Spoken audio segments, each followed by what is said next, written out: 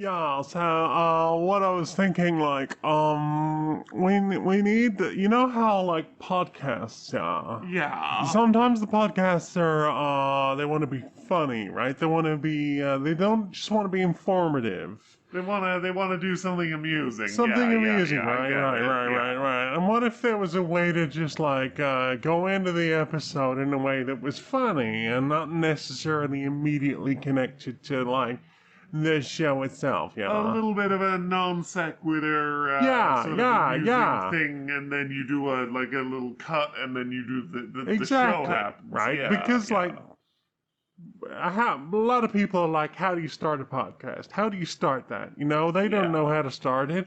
We come in with this idea, this beginning concept, this e-beginning or a digital start. Digi-start. Yeah.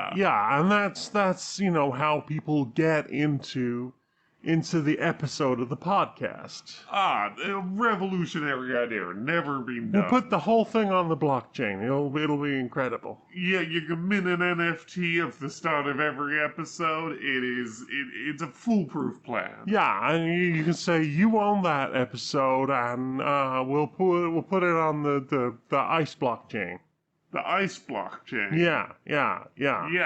Okay. Because that's new, and I have been encouraged to invest a lot of money in that. So I see. Obviously, the more we sell that to other people, the more my investment will return. Right. The more you don't lose money. Yes. Yeah. So I think this ice blockchain, this cold open concept, I think we really got that. I think we really got something here. Mm-hmm. This hasn't been done, right? Nah, we're geniuses. We're the first to come up with everything. Everything. Now, about that public transport.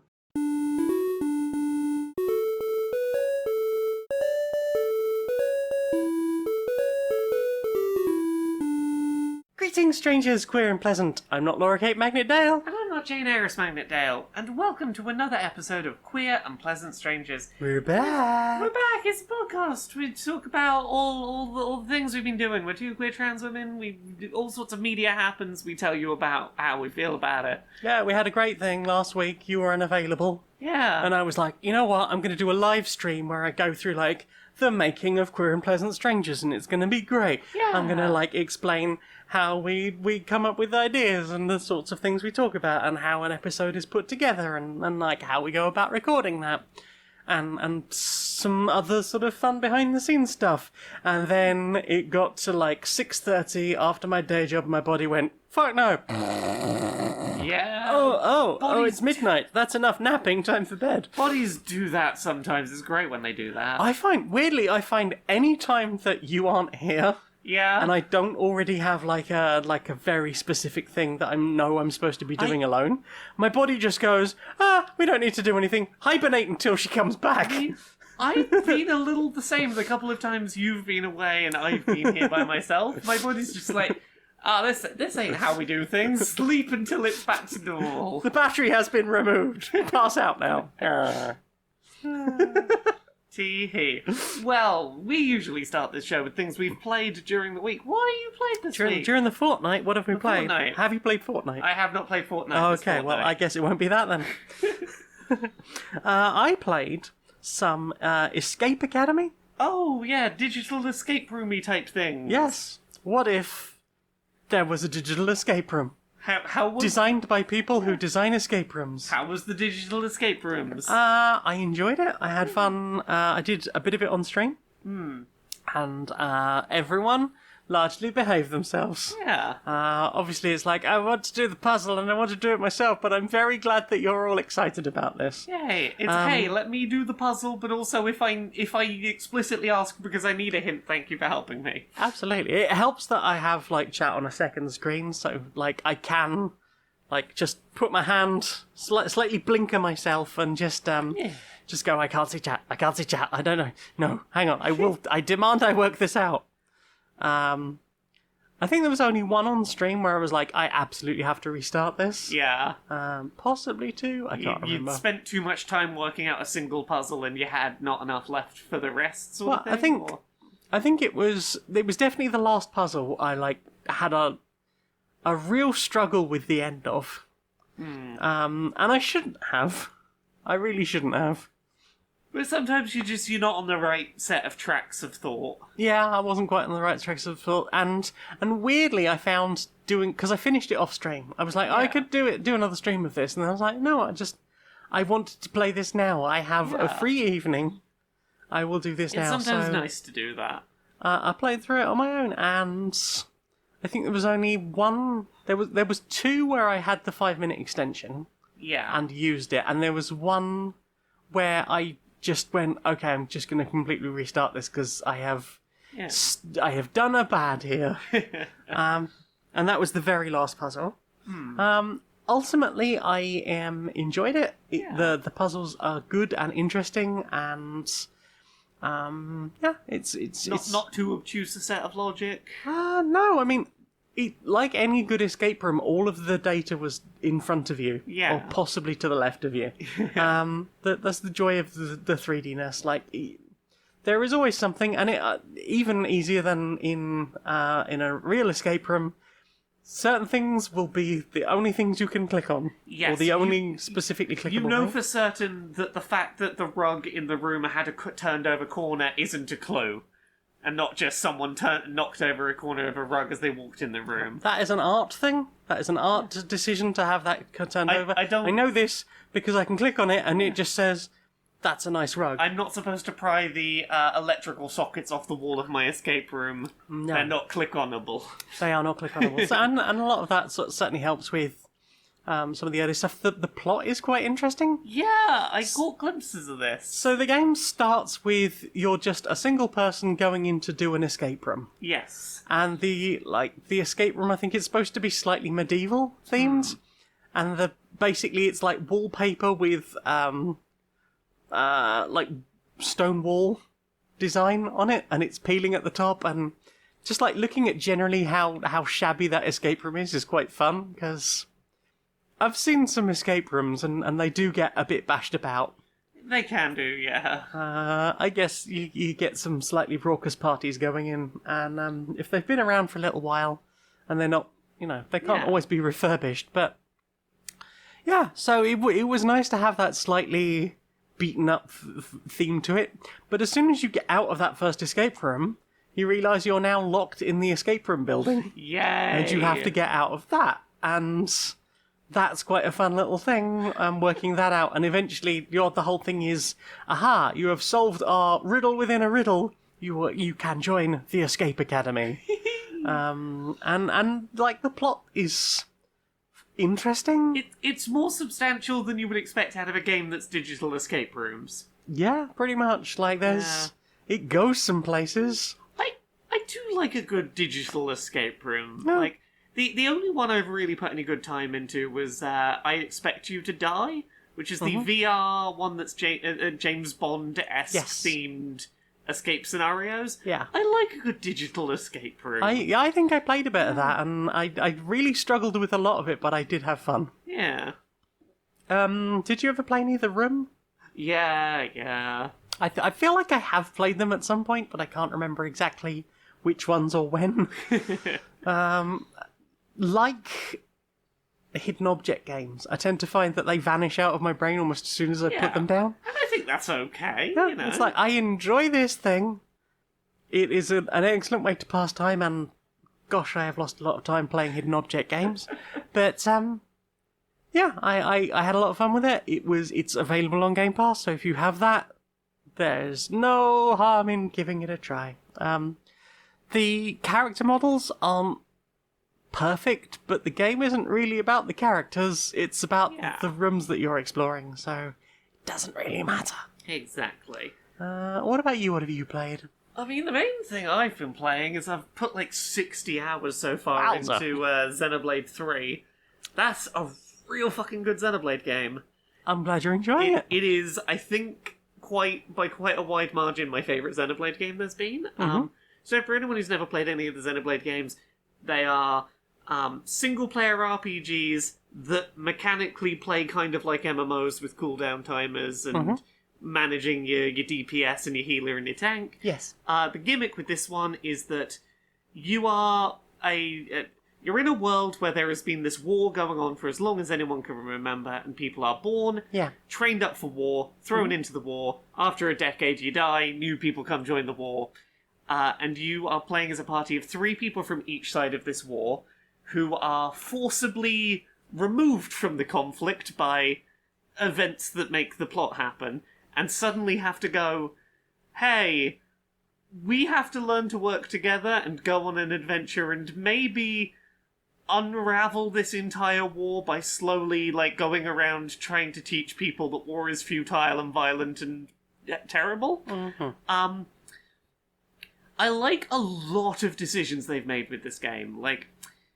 I really like that the main 2 characters, you don't have a set main character, but, it's very clear that from each set of 3 from each side of the war, you've got one that was, their leader. Right. Both of them are something called an officer, whose job in the war was basically to These are the Tootleflootles. Tootleflootles. Their entire job in the war was to basically go and, when the battle is done, when all the fighting is done, basically play music to help send those who have departed on to the next life. And one thing I really like about the first character you start really playing as, Noah, is that he's an officer who is characterized initially as he will go and perform these funeral rites for the other side of the war, not just for his own, because he recognizes that if everyone on their side in that battle is dead, there is no one to perform their funeral rites, and everyone deserves the respect of, having their beliefs honoured. And, that's a really nice perspective to start for a game that is basically about trying to unravel the horrors of war. Because it's somewhat...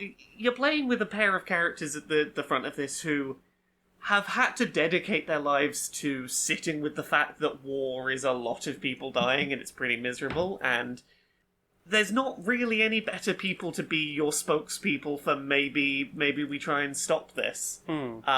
Despite the fact that everyone on both sides is it's all we've ever known, and it's a very, revenge for revenge, eye for an eye. You try and tell one side to stop fighting, and they go, but the other side has killed so many of our people, we need to defeat them. And the other side will say the exact same thing. Oh dear. I really like the story in this. It took a little getting going, as Xenoblade games tend to do a little bit anyway, but this... I will say, this is probably the worst Xenoblade game in terms of taking a while to really hit its stride plot-wise and to take the training wheels off the tutorials.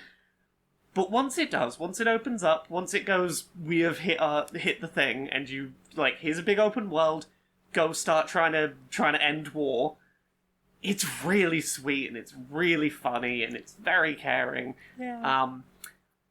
There's a lot of individual moments in this that, I have had, the desire to write entire articles about. I have lots of really interesting thoughts about it. It avoids a lot of the skeezy anime lewdness of Xenoblade 2. Ooh. There's no breast-headed people. There's no breast-headed people, there's no people with boob windows and jiggle physics. And there is kind of a reason for that in the plot, but also, it's nice to have a little less. They've invented the sports bra. There's less jiggle because there is now more support. But, I really like this cast of characters. I really like where the plot's going. It's real intriguing. The combat's really good. Instead of having, Xenoblade 1 and 2 kind of did, where you have an entire big, lengthy row down the bottom of the screen for, 12 different abilities per character, and you're largely using one character per fight, and managing all of those cooldowns at the same time. This has your party of 6, plus a 7th you can slot in from a selection, and each of them have basically 3 attacks, 3 bonus attacks that are just mapped to buttons on the controllers. You can combine attacks from one side or the other to make them into attacks together. It's a real nice simple setup, but it works really well. It feels a lot less frantically running around the screen to manage things. Reviving teammates is no longer the same pool of energy as doing chain attacks, which means I actually do chain attacks now. My cool, big, flashy attacks where your whole party gets to do cool anime shit together. Now, if you have a healer in your party and they're alive and they can walk over to you and have a few seconds without getting hit to do the revive, you can just get revived for free. There's no meter for it, which is really nice. Mm-hmm.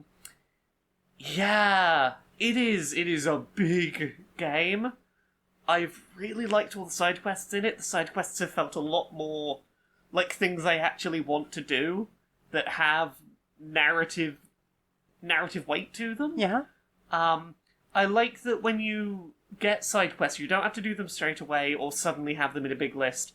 You overhear people having conversations, and then when you're like, oh, we'll see what that side quest is about, you sit down at a little campfire and talk it over with your group, and like you all talk through what you heard and go, hey, maybe we do something about this. Yeah. And it makes it feel less incidental. It makes it feel more a part of, like, your group have decided together to go do this one thing at the moment, and... Does that mean there aren't 800,000 quests? There are not 800,000 quests. Like, each time you find a new town, you've got maybe... I'd say probably 3 to 5 quests. Oh, yeah. Like, little quests. Once you liberate a town, you get 3 to 5 quests, and some of them will be small, some of them will be just like, go over there, get that thing, bring it back.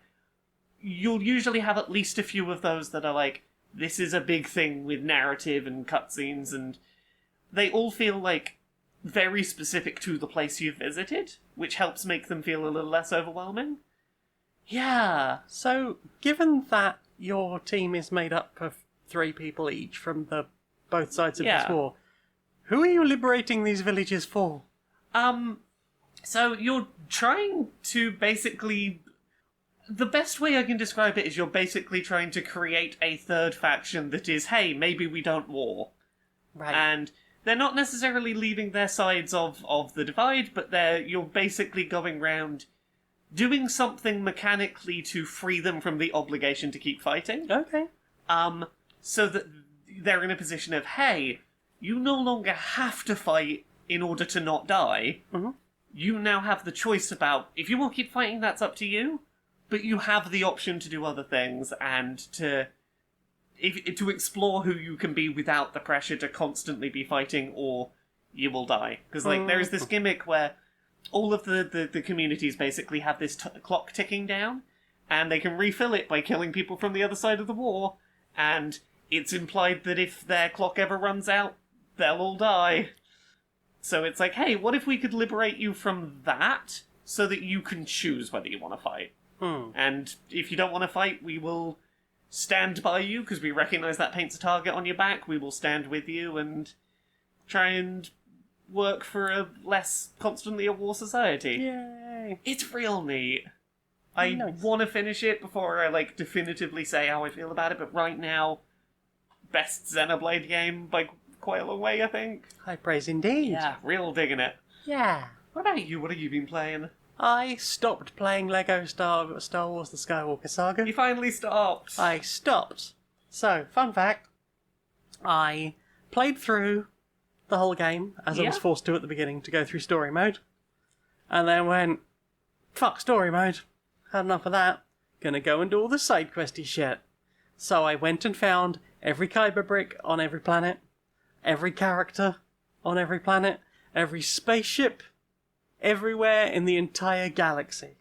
And then I was like, well, I guess it's time to dig back in and do some of those levels. And I got 100% on Phantom Menace and about 50% of the way through Attack of the Clones. Yeah. And I went, fuck this, I don't care. I'm done. Weirdly, the very specific controlled game parts of that game were the bit I liked least. Yeah. Which is strange, because those are the bits I loved most about the original Lego Star Wars games. So it feels like they sucked all the fun out of it. Oh no. Or it's the level design itself, I don't know, but I really struggled with them the first time through, and I thought that was just the frustration of, hey, I want to be able to get things and level things up the way I want to do that. But no, I guess going back to it, I just didn't want to play the levels that way. Well, hopefully, maybe at some point in the future, you'll go, I fancy a bit more of that, and come back to it, and Maybe. have fun with it. But Suck it and see. But I'm glad you got lots I of got fun 90 out of hours it. out of it. Yeah, you got lots of fun out of it and walked away when it stopped being fun. Absolutely. I think that was the other thing, like making sure to just walk away when, rather than hate playing it. I've hate played a lot of games to completion. And like Lego, like that sort of game when you're 90 hours deep, it's real easy to go, I'll just hate play it to the end. Yeah. Walking away is tricky, so well done. Yay. What about you? What have you played? I've been playing some Live Alive, but it could be Live or Live. The logo looks like Live Evil. Evil. Live Evil.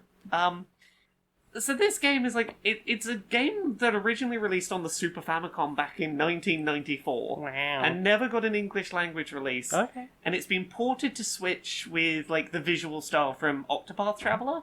Yes. And given full voice acting. And the voice acting is really good quality. Mm-hmm. It is an anthology of short story RPGs, all with different mechanics in different settings. Bunch of different little stories. They're all like 2 to 2.5 hours long from what I've seen so far. As with any anthology, not 100% of them are exactly my thing. There is one that is like a shinobi ninja samurai one that I cannot get on with the mechanics of very well. But like, there's I think 7 or 8 like individual stories to go through, and some of them are absolutely wonderful. And I don't want to talk too much about too many of them because it's a collection of short stories. I don't want to tell you about all the short stories, but like the one I have been really loving and that I did a stream of the other day to show off is one that's set in the distant future, and you play a little spherical robot called Cube, who has just been brought into life. You only just existed. You're on a big transport freighter. Very, very alien. Is this the one where you fought Lordy from the band Lordy at the end? It is, yes. So like you wake up the crew from cryosleep. You're a crew that has been tasked with transporting a dangerous biological organism that looks like a Final Fantasy summon that is under many layers of security. And you're supposed to transport it back, and the crew have their various disagreements, as you might imagine. And then stuff starts going bad on the ship. You start having, like, someone went out for a spacewalk to fix an antenna and got attacked. Oops. Maybe the thing you're transporting gets out of containment. Uh-oh. And you're just a little robot. You've only existed for, like, a few hours. Your creator's just there like, hey, little one, it's okay. I don't have time to explain to you what existence is, but we got stuff to do. You're just this adorable little robot trying to stay afloat in a very chaotic situation. Okay. You just want to have friends, and there's some very mean people on that ship that don't want to be your friends. Rude. You just want friends. Friend. At one point, if you ask to read a book, a character has to lift you up to put you on a chair so you can be high enough to read it. It's adorable. This 10 out of 10 game of the year. Cube, the spherical robot, is video game character of the year. Adorable. When they're happy, they do a little spin and a do. That's sort of like R2-D2. Just as a do. Yeah. They're very good. I will say for this collection, and I guess this is probably why this never got at the time translated to English languages. It deals with like some darker themes and some heavier topics and some spookier scenarios than you would expect of a Super Nintendo game from the early 90s. Like, it's the kind of stuff that, like, I feel like the ESRB didn't want to have to hassle with when they were dealing with, like, oh, we got Night Trap and shit like that. We don't want to have horror experiences and that kind of thing happen on a video game. Not Everyone in the thinks they're for children's kids. fun time toy. Exactly. But like it's got some surprisingly like well written, well performed stories. The voice acting's really good. Yeah. Even if the stories are in some places a little predictable where they're going, it really doesn't matter in the end because they're carried so well by the voice acting and the performances and the general presentation. It's just a really nice collection of short stories that I highly recommend, and I can't wait to finish it when I have time. What about you? We played some board games together. We did. What ones did we play? We played Red Rising, which is based on a series of books that I've never read or even heard of until we got a copy of Red Rising. Yeah. So this is a hand builder game. Yeah. You have you're dealt 5 cards at the beginning, I think. Yes. And you are basically putting down a card from your hand and picking up a card from a different row. Yes. Or from a face-down stack. And depending on which row you pick up from, you will get a specific reward. That might be getting the some particular token. Yeah. Or you might get the you might get extra helium, I think it is, which is the little red cubes. Or you might move along a track a bit further. Generally, where you put things down and take stuff up from will advance you on point scoring things that will be worth some points, but the big points are in your hand. Well, also, though, those things from where you're picking up are how you end the game. Oh, yes. If a certain number of them pass a certain point, that's where the game ends. Yep.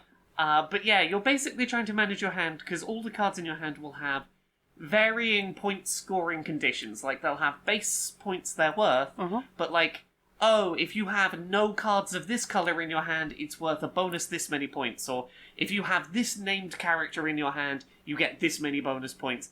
And trying to shuffle things around to be worth as many points as you can, just as you tip over that victory condition and the game ends. Plus, in a 2-player game, the fact that you're probably not going to see quite enough as many cards as you would in other variants, so you might not ever see a named character that you need.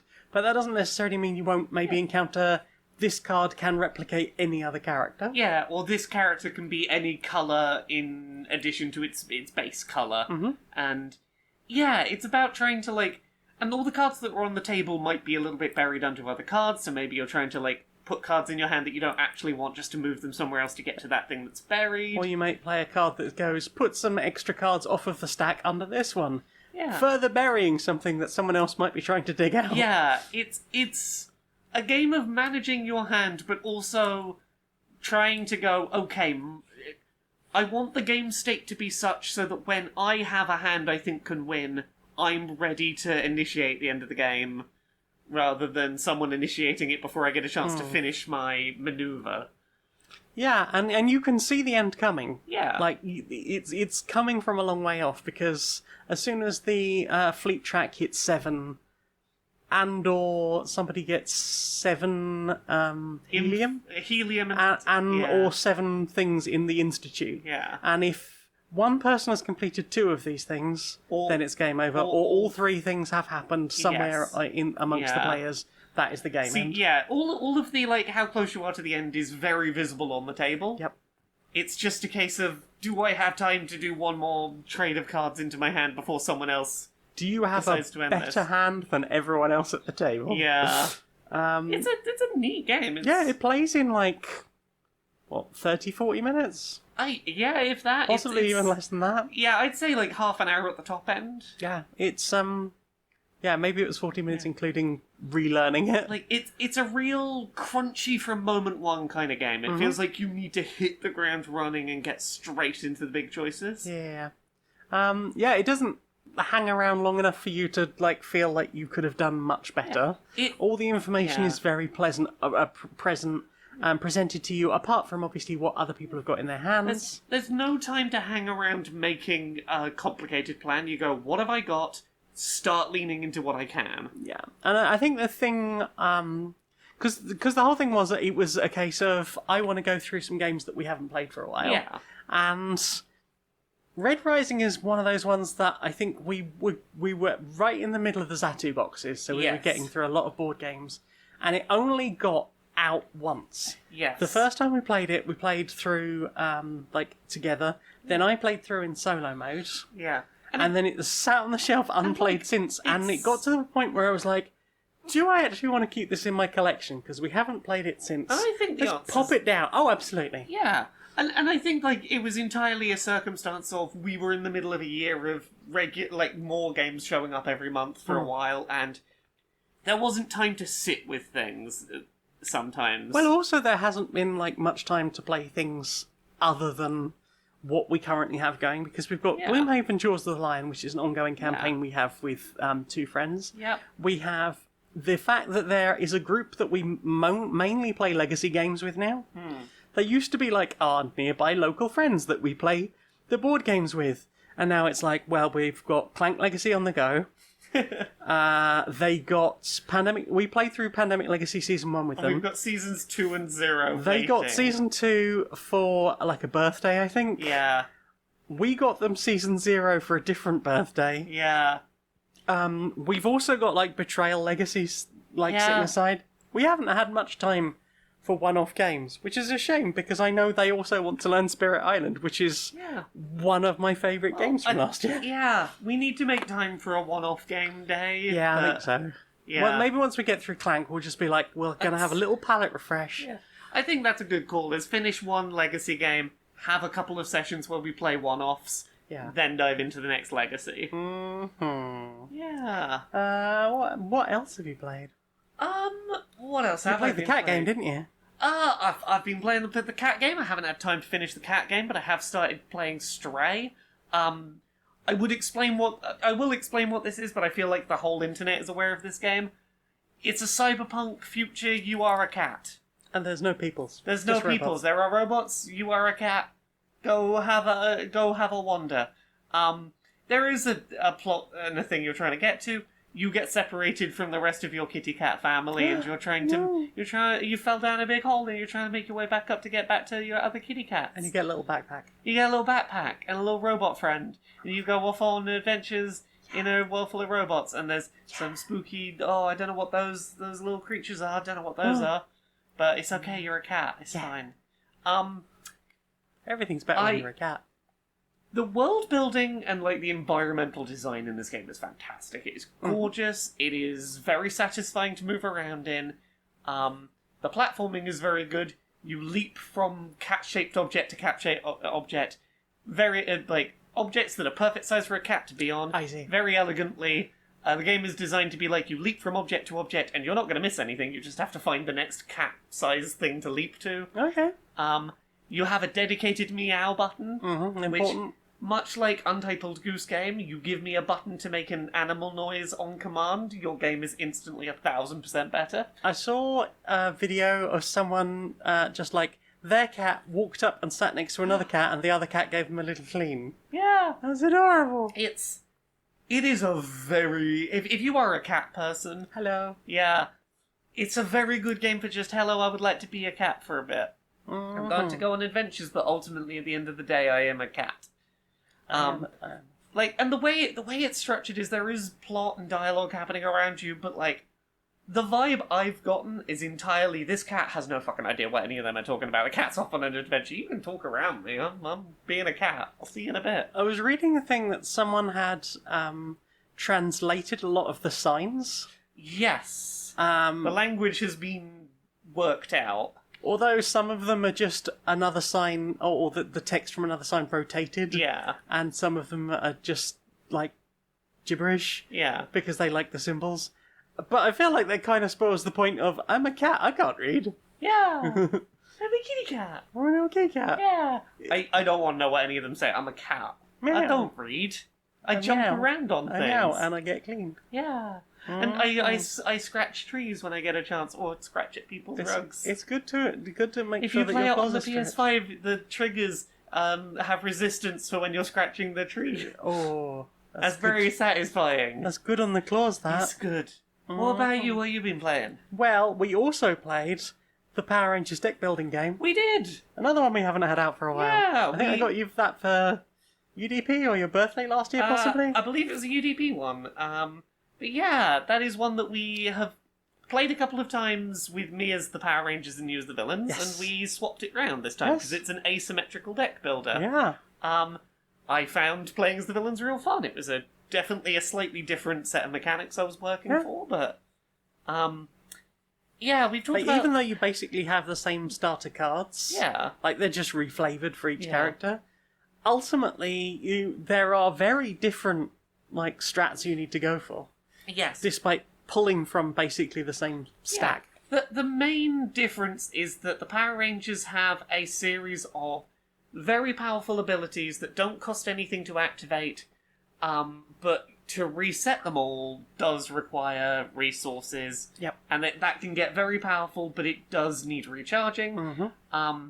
The villain side have a bunch of abilities that, like, will basically do more damage the more villains are collected, or will make powerful things easier to do so that they can start spamming away at powerful things. Yes. And it's a race against time to chip away at the other person's deck. Yeah. We've talked about this game before. I like that there are ways to put filler cards in the other person's deck. Stun cards, yeah. To weaken their deck out. I like that mechanic. I like that you have two separate resources. You've got, like, buying things from the shop row, and you've got activating your abilities, and those are two separate things to manage. And you can, like, save up some of your energy. So, right from the beginning of the game, if you are generating energy that you would use for special attacks later on, it's not going to waste. It's just getting added to this charger. Yeah. And maybe you will get to a point where that's starting to top out a bit, but by then, you really should have bought something. Yeah, well, that's how I was playing this game that we played the other day, was that I was stacking a bunch of, like, this permanent energy before I had anything to spend it on. Oh yeah, you had a full meter at one point, didn't you? So that once I saw good stuff to buy, I was like, I could just hit the ground running using it turn after turn. I got a move fairly early on, and was just like, I'm going to use all of my energy immediately. All of my energy. I'm just going to keep attacking you and hope for the best. I mean, we had a fairly close game. Like, we were within, like, a turn-ish of either of us could have won. Yes. It was a very close game. It felt very well paced. Mm-hmm. Yeah, I like that game a lot. It's a great game. Yeah. And from what I hear, Renegade did a really good job of, when Hasbro just went, here are all our licenses, make deck building games. I hear that Renegade have actually done a really good job of making them all very distinct from each other. Yeah, and I believe that, having played this, like, making it an asymmetric game with, like, dedicated mechanics based on the two sides, I believe that they clearly put the work in. I kind of want to try the My Little Pony Friendship is Magic deck builder. I'm up for trying And that. I kind of want to try the Transformers War for, I think it's War for Cybertron? Possibly just Transformers deck building. I'm up for trying either of them with you. That sounds fascinating. If we find a clear space in our gaming schedule, once we've cleared through some of the other things, then that will be an option. So, what else? What else have you I'll played? try and get through some of the other ones pretty quick. I started playing a game called Frogun. The words frog and gun mashed together. This is the one that's got sort of vaguely PS2 graphics? I'd say PS, like, top-end PS1. Top-end PS1, yeah. Yeah, it's a colourful, sort of isometric perspective game. You've got dual analog control, so you can sort of move the camera around. But it's light platforming and, I'd say shooting, with a gun that is a frog, that when you pull the trigger it sticks its tongue out. And that can be used to, like, grab things, or pull you across ledges, or grab an enemy and then spit them out at a wall. It is used for platforming and for combat. Okay. And you have little little toy box environment levels that feel most closely comparable to something like Captain Toad's Treasure Tracker. Mm-hmm. Go try and collect all of the hidden collectibles in the level and get to the end of the level. I generally feel like it plays very well. I have one major problem with it, and my biggest problem is this game could do with like a percentage more checkpoints. It is... The best way I can explain it is a game that the platforming is not always 100% perfect, and you sometimes have to finagle the camera a little bit to see where you're platforming. Mm-hmm. And if you miss a jump, you lose all progress since the last checkpoint. Oh, bam. And the very first level of the game, for example, has no checkpoints whatsoever. Oh, bam. Oop, you missed one jump in the level. Then, like, you've got a health bar. Like, it seems like one of those games where you could just go, you fell, we'll put you back on the thing and you've lost one of your 3 chunks of health. There's no that. There are checkpoints in longer levels later on, but, like, they're not frequent enough for me to not get annoyed. It feels a little too punishing for me to enjoy it, in that I make one mistake and I feel like I lose an unearned amount of progress is lost. Like, more progress than I should lose. Yeah, I don't think that's for me. Yeah, and it's a shame, because, like, it's charming, it's sweet, it's colourful, it's got a lot of heart. Like, the fact that this game, as default, has a speedrun timer on screen tells me that I was not the target audience for this, which is a real shame, considering everything I saw about it was like, yay, happy, fun, frog times. Like, I feel like if I could just turn on something that either gave me more checkpoints or was like, hey, you can have one fall off a ledge and you'll get put back, it's the second one that knocks you back to the last checkpoint. That little bit of forgiveness would be enough for me to really like this. You played anything else this week? We played some Canvas. We did! This is one we've not cracked out in a while. It is a beautiful little game about making pieces of art. Yeah. So you have 3 background canvases, which are literally just daubed canvases of... You might have like a little bit of texture in there of slightly different shades, but they are generally like, here is a slightly pink or a purple or a greyish blue. Yeah. And it doesn't really matter which one you pick, but you need to make 3 paintings, and you are picking up these transparent cards with little images on them, and they might have part of a name on. Yeah. So you might have one that's like deceit, and it's like a bony hand rising out of the ground. Or hope, and it's someone up a ladder. Yeah. And these all layer on top of each other to make a piece of art, but also at the bottom of the card there are symbols and colours that layer on top of each other depending on how you've stacked them, that might lead to point scoring conditions for your piece of art. Yes, and there's 5 different positions they can be in, and that might be... is it 5? Possibly 6, actually. Might be 6. I think it's 5, because the symmetry card we had before was the outermost pair, the next pair in, and the centre wasn't paired with anything. Yeah, so there are 5 possible symbols, and some of them, as you say, like, depending on which scoring cards you've got, because they're randomly shuffled out, you have 4 different scoring cards, so you might have the category of, as you said, symmetry. So if you've got matching symbols on the 2 outer points and the 2 next inner points, then both you might of those pairs are worth points. Exactly. And then earn enough points, and at the end of the game you are victorious. You might have a square next to a circle, it might be a point scoring thing, or have all 5 of the colours filled in with something. Or all of them be something different. But you're trying to layer these cards to be like, how do I put these together to get that result? Like, which one do I put on top? Which one do I put in the middle? Which one do I put below? To not have the top one block something I need on the bottom one. And if it doesn't matter, because sometimes you might have a duplicated thing on 2 different cards and you can put it in 2 different orders, then it's just about aesthetically where you want to put it. Exactly. And on which background you want to put it. And we've got the deluxe edition. That comes with little easels. That's just the version we got. And as you say, it comes with these little easels. So when you get to the scoring section, you just put your little painting on the easel and score it. Look at my little painting. Oh, look at my little painting. And some of those paintings are charming, and some of them are terrifying. There's a point buying system of like, you've got a shop row of these various art cards out in front of you, and you can always take the one on the left for free. Yep. But you've got these little canvas tokens, these little easel tokens. Palettes. Yeah, palette tokens.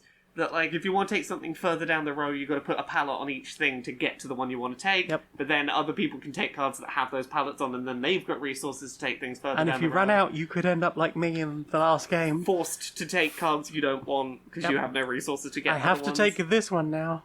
Yeah. But it's a beautiful game, and It's not one we play a lot, but I always have a really nice time when we play I it. really want to try it in higher player counts, because I just think it would be fun to try out. Yeah. I think the legacy game, board game friends we have, I think would really dig it. I think they'd love it. Yeah. It's so charming. And that plays, I think, 2 to 5. But you could probably just sit down and have some fun and just build some things for enjoyment. Hi, Martin! Yay!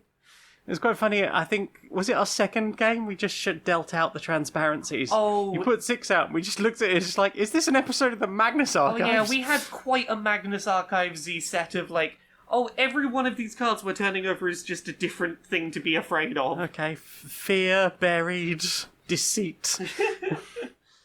There was like a clown or something. I was like, yep. I see it. It was all fears all the way down. I see it. So what is this endling? So I haven't had a lot of time to talk to play through this. So Okay. I might save this talking about this in any depth until next week. Okay. It is a game where you are a mother fox who's just had 3 little cubs, and you are trying to keep your cubs alive and safe. You've got a look on your face. Yeah, I'm trying to remember what the game was where, like, there was 2 of them. I think the first one was foxes and the second one was badgers. Yeah. And you're trying to keep your, like, little family together as you escape across fields from birds and lightning and stuff. Yeah, so this one, the deal is, like, you start this having, like, made a little nest, a little space to live in, and you as the parental fox are going out, trying to find food, trying to get back to the burrow in time for nightfall, etc. And then, an event occurs. One of your cubs is stolen by a human. No! And now you have to go on a quest with your babies to go and rescue your stolen baby. And for a game with completely wordless storytelling, it absolutely nails telling a narrative, hitting a tone, being very impactful. I want to finish it before I say any more, so I've started playing Endling. I need to find time to finish it. Have you played anything else? Yes, speaking of adorable woodland animals, I have started playing Bear and Breakfast. Yeah, I have this downloaded. I've started it. I haven't played nearly enough. You will know more than I do about it at this point. So I am really enjoying it so far. It's got a weird charm to it. It is slow. It is a slow start. Like, I feel like I've been playing it...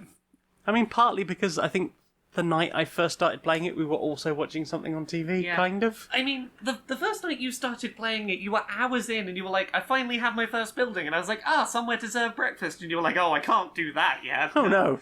I have a place for people to sleep. Yeah, so then... Okay, well, we'll talk about the accessibility issue. So... I was sitting a little bit back from my, yes. what is it, 28-inch monitor? It's not huge, but it's not tiny. It had defaulted to 1080p. Yeah. Which is on the relative small size, because that's a 4K monitor. And the intro has all these little bits with speech bubbles. Yep. And I could not see any of them. And I could not work out how to zoom in, because you do not get to see the menu. You can't hit escape to get to the menu. Yes. Always put your accessibility settings before the game starts so that your intro isn't lost. I mean, I had hit start, new game, blah, blah, blah, blah, blah. But I hadn't twigged. You had no way to know. I didn't know that I was going to be encountering this. So as soon as I realised that I was encountering a problem, I tried to... You can't go, I'm going to pause and tweak the settings during this. Yeah. Oh, so there was none of that. And I just felt like that I'd missed the whole intro. Yeah. I think it's a dream sequence. Okay. It's also very dark. So you are this tiny little bear on this huge screen in an entirely black area with speech bubbles maybe about as wide as a thumb. Oh no. It's like, I can't read this. And then I was like, I hope this improves. Later on, you do get like little...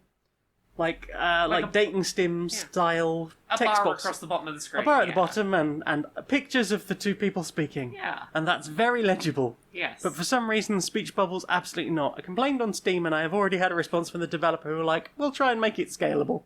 Yay! Awesome, thank you. That's always good when a dev's that responsive to stuff. It sounds like there have been a lot of problems with this game for a lot of people. Yeah. But the devs are making an effort to respond to that. Yeah. So I hope that from whatever started with this, that... Yeah. I mean, I haven't had any, like, issues of crashing or slowdown or stutter or random menu items just vanishing, which apparently was a thing for a while. But, the issues I was having, I was glad that they responded to that, and hopefully something happens reasonably quickly. But yeah, outside of the slow intro, it's a game about a bear who wants a bed and breakfast. So It's adorable. So the bear lives in the... Oh, what's it called? Bear lives in basically a bit of the woods, a deeper bit of the woods, with Bear Mum and a flightless bird whose name escapes me, and I think they're a wolf? It's found family is what it is. A character called Annie who is kind of like a boisterous wolf, possibly. Yeah, I think wolf. And basically the other two are just like, hey, let's go on an adventure, we'll go do some things, and Hank the bear is like, no, Mum said not to go do the thing. And then there is this walk through a swamp, which is very difficult to do because there are obstacles, and I did eventually realise that you can use the mouse wheel to zoom in, which is how I eventually started being able to read most, not all, of the speech bubbles. Part of the problem with that is sometimes it just locks that off. Oh no. So you'd be in a wide area and it's like speech bubble, speech bubble, speech bubble, speech bubble, but I didn't get to see that. A lot of the time now it's like, that was a speech bubble thing. I will zoom in and click it again. Thank you for this tiny piece of information. I appreciate it. It's like 2 point size. It's really small. I realise I wear glasses for reading, but even so, it's a lot. Yeah. So, they discover this inflatable shark with a speaker box on the front of it. Yay! The shark's like, hey, do you want to be exploited for money? Not much money, barely more than most restaurant workers make in tips. But would you to be exploited for that? Cool, start an Airbnb. And part of me feels like they wanted to call this game Bear B&B and didn't get away with it. Yeah, but I mean, Bear and Breakfast is works perfectly. I mean, you had two superb puns there, either Absolutely. works. So the concept is that the shark company, which is called Pawn something, PAWN, are trying to get you to open up basically Airbnbs. So the first thing is renovate a shed. Yeah. Grab all the dirt out of the shed, speak to the beaver who will fix it up, get rid of all the holes and stuff, and then it's like, here is a tutorial on how to build a bed and some other furniture. Now here is a tutorial to build a little room, and it's done kind of like Theme Hospital or a 2 Point Hospital. Yeah. Draw the room out, put the object in. To be a bedroom, it has to have at least a bed in it and a door. Yeah. Weirdly, the thing I think of is Dragon Quest Builders 2, that... Yeah. Yeah. Does it have walls and the required openings and the required things inside? Yes. And then it'll become that space. Absolutely. Yeah. And then eventually it will be like, hey, you can go and forage for certain types of... you've been picking up all those cans and apple cores and random shit that no one seems to want? Well, let me tell you, there is a trash raccoon over at the dumpster who will swap you cool stuff that they have foraged in exchange for... Trash. For these random bits of trash. So sometimes when a guest leaves the room, will have left empty cans and shit. Pick that up, take it over to get a new clock for your room. Yay! And now you can sell that room at a higher price because it has a higher decoration value. Woo! This sounds very 2 Point Hospital. Yes. Yeah. So you are your missions are get a working hotel sorted out, improve the rooms that you've got, and then start improving the area. Okay. Don't improve the area too quickly, otherwise you will run into a problem which I almost got into, of making the area too popular, so the people coming to visit my hotel expected things that I could not yet afford to build. And also, just a little hint for anyone, because I don't think this is mentioned anywhere, if you find yourself in a situation where you don't have quite enough money, and you realise you might have soft-locked the game, go and see Mum, she'll give you some pocket money. She'll literally be like, finally, I have the only purpose an adult still has to their grown-up, moved-away child. I can give you pocket money. Yeah. It's like, wow, I feel very called out from my 20s here. And, so, there were a couple of times where I was like, fuck, I accidentally bought new blueprints to build new things to go in my hotel, and now I can't afford to build the Mum, mission-critical thing. Help, Mum. Well, I was wandering around for like nearly an hour going, oh god, what do I do? And eventually wandered home to Mum and just like, I'm just going to chat to Mum. And she immediately she will just top you up to 150 gold, no matter how much you've got. Which is enough to get you moving. Yes. Luckily, I haven't needed to do that for a while, but it was nice to sort of just go, oh, I'm not completely soft-locked. I'm glad that's a thing that exists. Because I was about ready to just reset and try again and sit right on top of the monitor and maybe watch the intro. Now I know for future.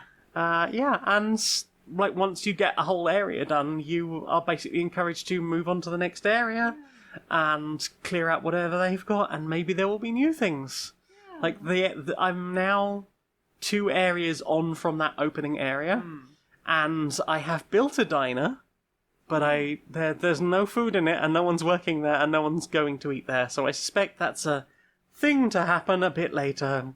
Yeah. But I now have the ability to open hotels that have bathrooms. Ooh. So, like, people moving who are visiting will demand that you have like washroom facilities. You'd have to go shit in the woods. And they have to be proximate. Well, there's usually an outhouse. You have to make sure that their rooms are proximate enough to the toilets that they fall within their influence range, and you can get that number up. So, do they have shower facilities, toilets, bath, etc.? And depending on like the number of things you've got in that bathroom, the higher the influence, the further the influence will spread out, and the higher the number will be. But also, there's a bar now. Oh. It's like a self-service bar, so people can go in there and drink, and then go and use the toilets. Yay! I assume at some point I will get to feed these people in that diner what I did open. Probably. But I've now got onto like another area after that, and there's like a 2-story building to renovate. So it's I'm curious what's going on. I need to get into this properly. It sounds adorable. Yeah, you get to meet the mafia possum and the strange old lady who seems to have been here forever, and the park ranger who can understand you. Aha. So here's the thing that absolutely fucking sold me on this game. Right. And the thing I've taken more screenshots of than anything else. Oh, I know what this is. When Hank talks to most humans, you will get a, like, how do you... They might ask you a question for some reason. You get sentences to respond to. You get sentences to respond to, and you pick one, and then it just goes, appreciative bear noises. Or sad bear noises. It is such good reaction image, babe. Oh, the images are beautiful. Yeah. Like, approving bear noises is just like arms up in the air, yay! And then there's like a little red cheek embarrassed one, and then just like a slumped forward one for sad bear noises. No. And I just love that as a whole mechanic of the humans are talking to you, you have responded, and sometimes they'll get the gist of it, and sometimes they won't at all.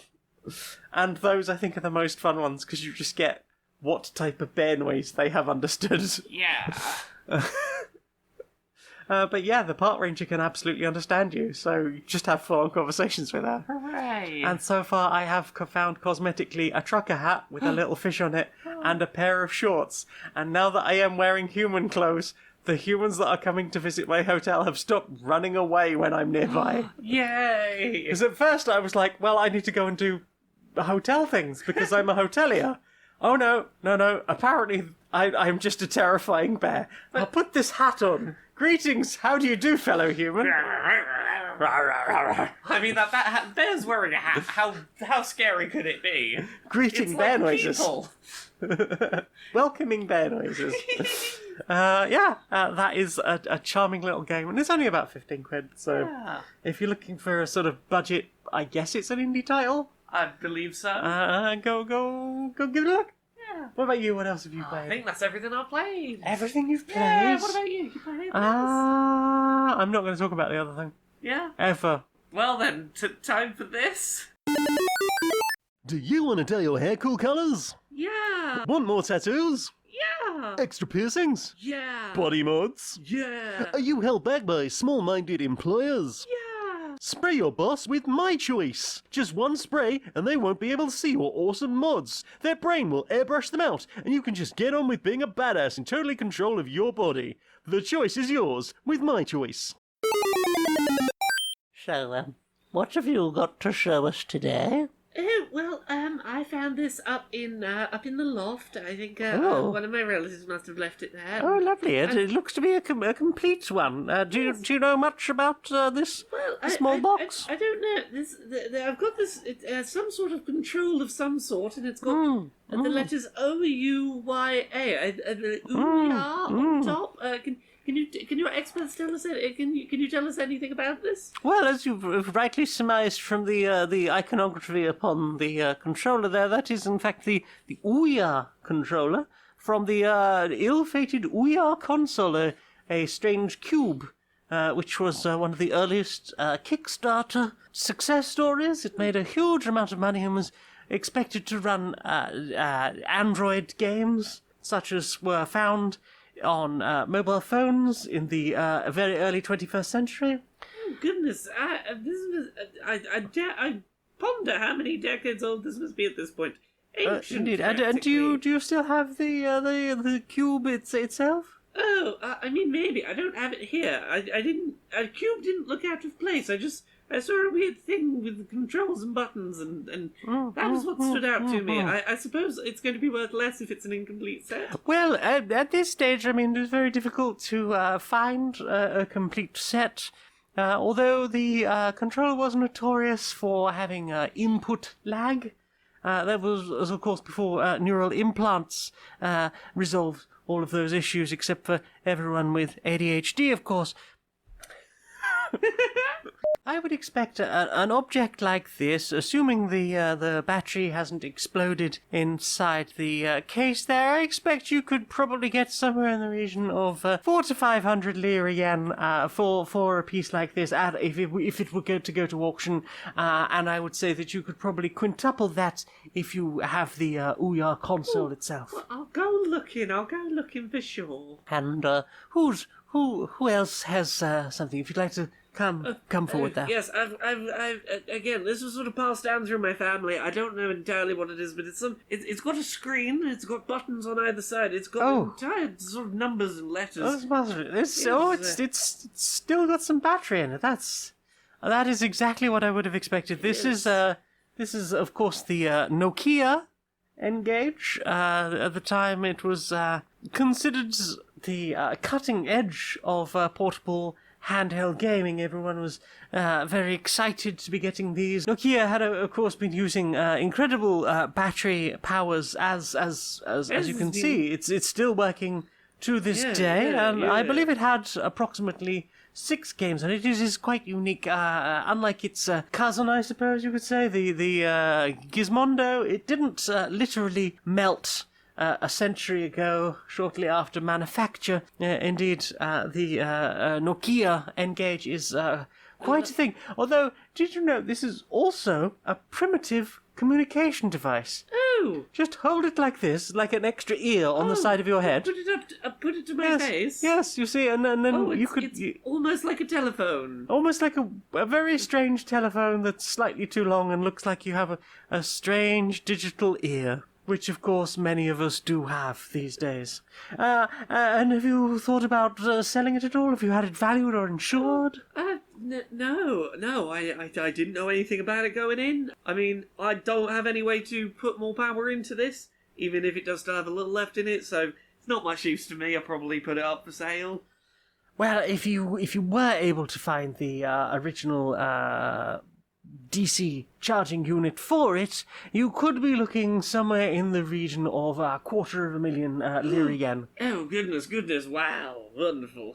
And I think we've just about have time for one more article on tonight's Antique Red Show. If you could come forward, please. Yes, if not for the fact that it had the year 2004 written on the back of it, I would have assumed this was a fairly modern guitar, in that it's a guitar without any strings. I didn't think they had anything like any of this sort of technology back then in the day. Oh goodness, it's impressive to see any of these left over.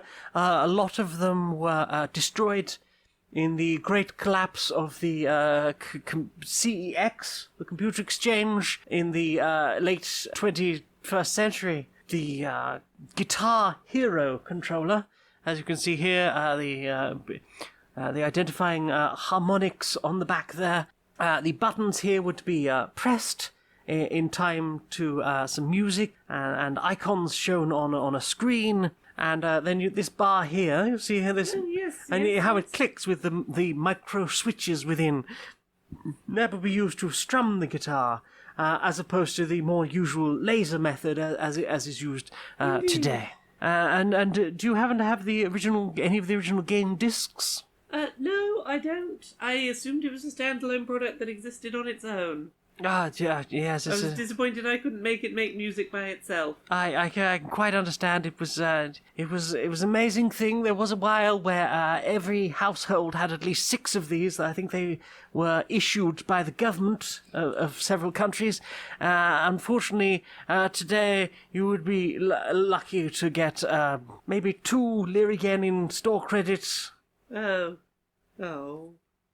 Well, thank you very much, everyone, for coming along to tonight's Antiques Roadshow. Please join us next week when we will be reporting from New Berlin on the Tropic of Capricorn. So, what have you put in your eye? Oh, I've got to find the list of things I put in my eye. The eye list? Yeah, the eye list. Where's my eye list? Where's your eye list? I've been watching some stuff on YouTube. Because I found a nice little series to have on in the background that's been a nice introduction to stuff I don't know very well. Right. It is a series called Trying to Stan by a YouTube channel called The Third Bill. Okay. And it is just a very gentle man with a beard who doesn't know a lot of pop culture and takes recommendations and goes in with a very open mind to go, lots of people love this thing. Can I go in and understand why you love it? And he does this a lot with he'll do TV shows sometimes, but a lot of what he does is music, and he'll go through, watch music videos, read lyrics, listen to songs, and try and go, even if this isn't 100% for me, can I sit with it and understand why people like it and find an appreciation for thing I might not have tried? And he's just a very, very enjoyable person to watch slowly discover pieces of media. He's also very prone to, this has made me feel an emotion and I'm just going to be very public about that in very sweet ways. I watched one of him trying to get into the music of Adventure Time, and there's a couple of songs from that just had him full on crying, and I was like, oh, it's okay, I understand. We were there too, not long ago. It's just good, wholesome. It's good, sweet, wholesome. I guess I would call it reaction content, but it's not so much in that it's like he'll enjoy a piece of media and then like really dig down into it for a while, and it's just very pleasant. What about you? What have you watched? I have watched a bunch of videos by a YouTuber called Liam Triforce. Tell me about Liam Triforce. I can't tell you anything about them personally. I haven't looked that far. Tell me about the content of Liam Triforce. A bunch of mostly videos about or analysing why is Zelda's good? Why are the Zeldas good? Oh, this person. I've caught some of you watching this, yes. I have watched yet another Ocarina of Time retrospective, where they acknowledge that everyone has made retrospectives of Ocarina of Time. Yeah. The Powerful Responsibility of Twilight Princess, where they talk. He talks about that Link being the most mature. Like, whereas a lot of the Links before that had been, I'm asleep, I don't want to go and do the call to adventure. Yeah. That Link already has a job. Yeah. He already looks after the kids. He, is ready to just leap into action as soon as something happens to a member of his community. Yeah. And like how that affects the game and that sort of sense, and also just the general depression of that game as a whole. The obviously all the dead people who don't know they're dead, and the way Midna got into the situation that she's in. Yeah. And just the throwaway nature of Zant. Yes. From Ganon's point of view, of just Yeah. like, I've used you as a puppet, goodbye. Phantom Hourglass and Spirit Tracks, the dual successors, which just breaks down both of those games in ways that I had not... Because I haven't played much of Spirit Tracks. Yeah. Spoiler, I was going through a very messy divorce. I bought a DS in order to distract myself, and an R4 card, and Spirit Tracks was one of those games that took people a while to crack really well. For a while, you would get on the first train and it would eternally go nowhere. Yep. You would get stuck on the eternal train tracks. Yeah, or things would just, like, permanently kill you. Yeah. I feel like Nintendo did a good job of that, so I've not played as much of that. Or you just get ones that would just get, like, 3 hours in and then just die completely. Did play Phantom Hourglass, did pay for that one, actually. Really enjoyed it, but I can see the argument about there was a lot of repetition in the big tower. There was. But also, the best thing about that specifically was the making notes on your second screen. Yes. Just the amount of times where it's like, I don't have to have a bit of paper to one side of me where I'm making a map like I did with Wind Waker. Yeah. And still do. Like, it's handy to just make your own map. I wish that was a thing in more games. Yes. But I think the DS was perfectly suited to that. And I Yeah. suppose in handheld mode, the Switch is, or and the I Wii guess U. the Steam Deck is, Yeah. because that's touchscreen as well. There's been a few things that could have made use of that and haven't, and I want to see it come back. One of these days. The Emotional Wisdom of Skyward Sword was just a nice video about all things Skyward Sword. It was a really sweet video talking about how he'd been recovering from illness at the time it came out and had massive problems mobility-wise dealing with the motion controls in this game and just wishing there was an alternative. But still managing somehow to, like, fight through that. Yeah. And still having a good enough time that he still thinks of it quite fondly. Yeah.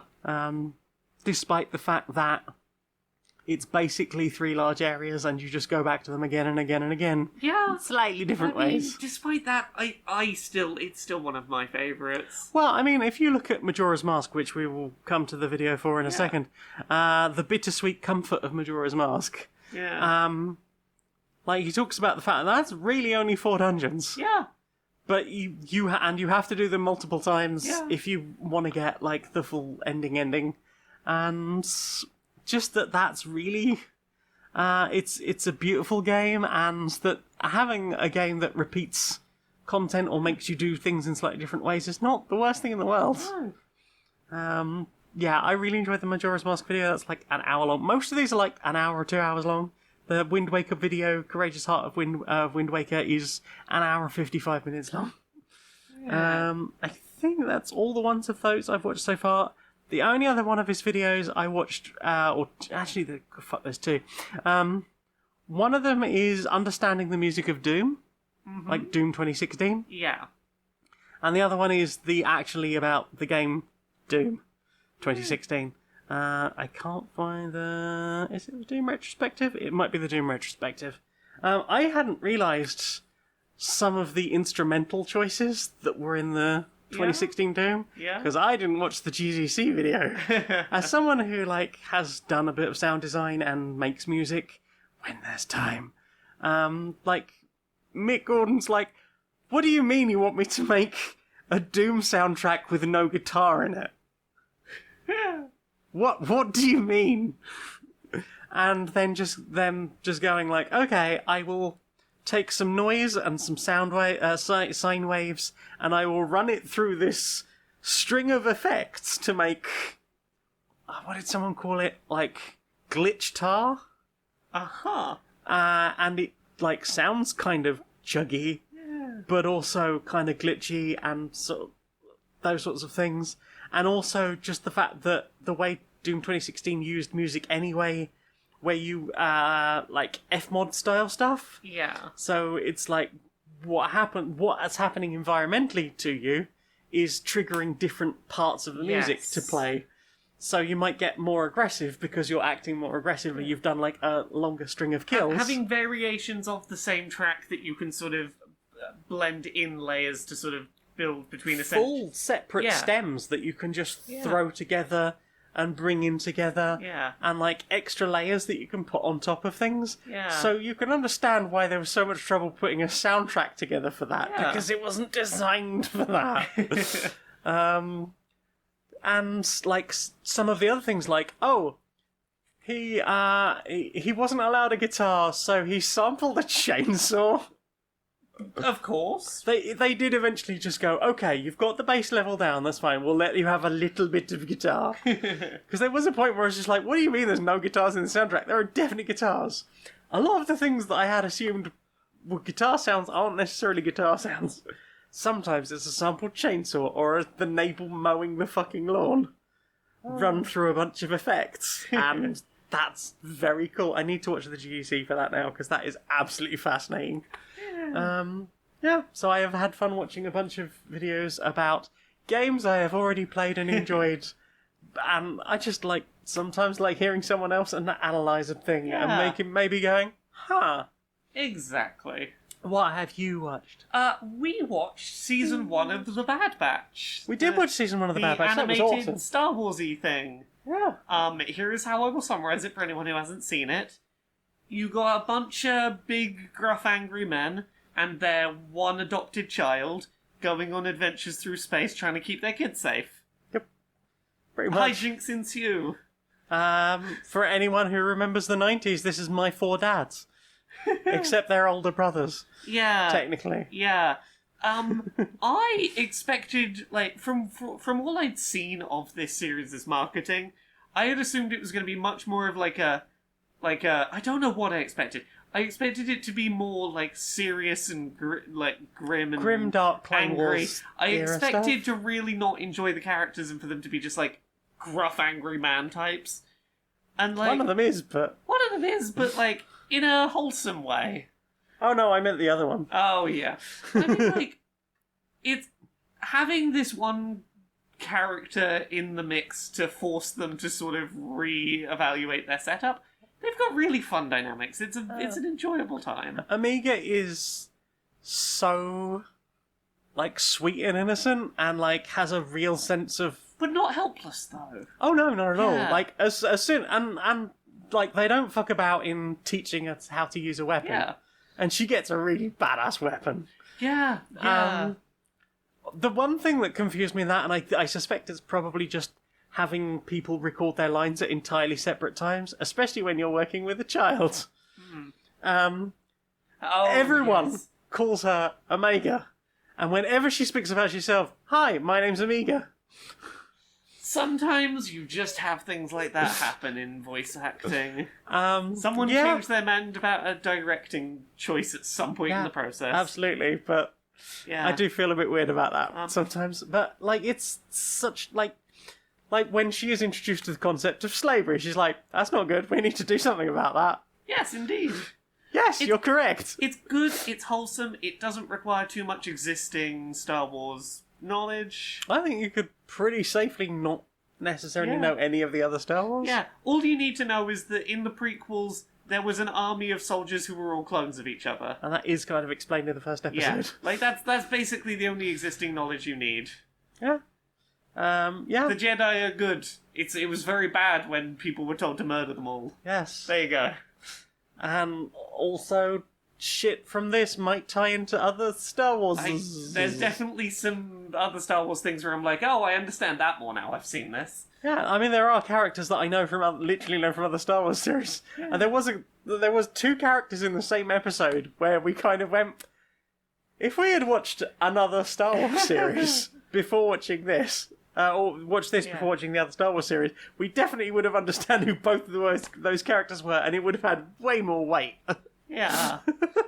But yeah, it was good. Loved it. Don't give Disney money. We don't give Disney money.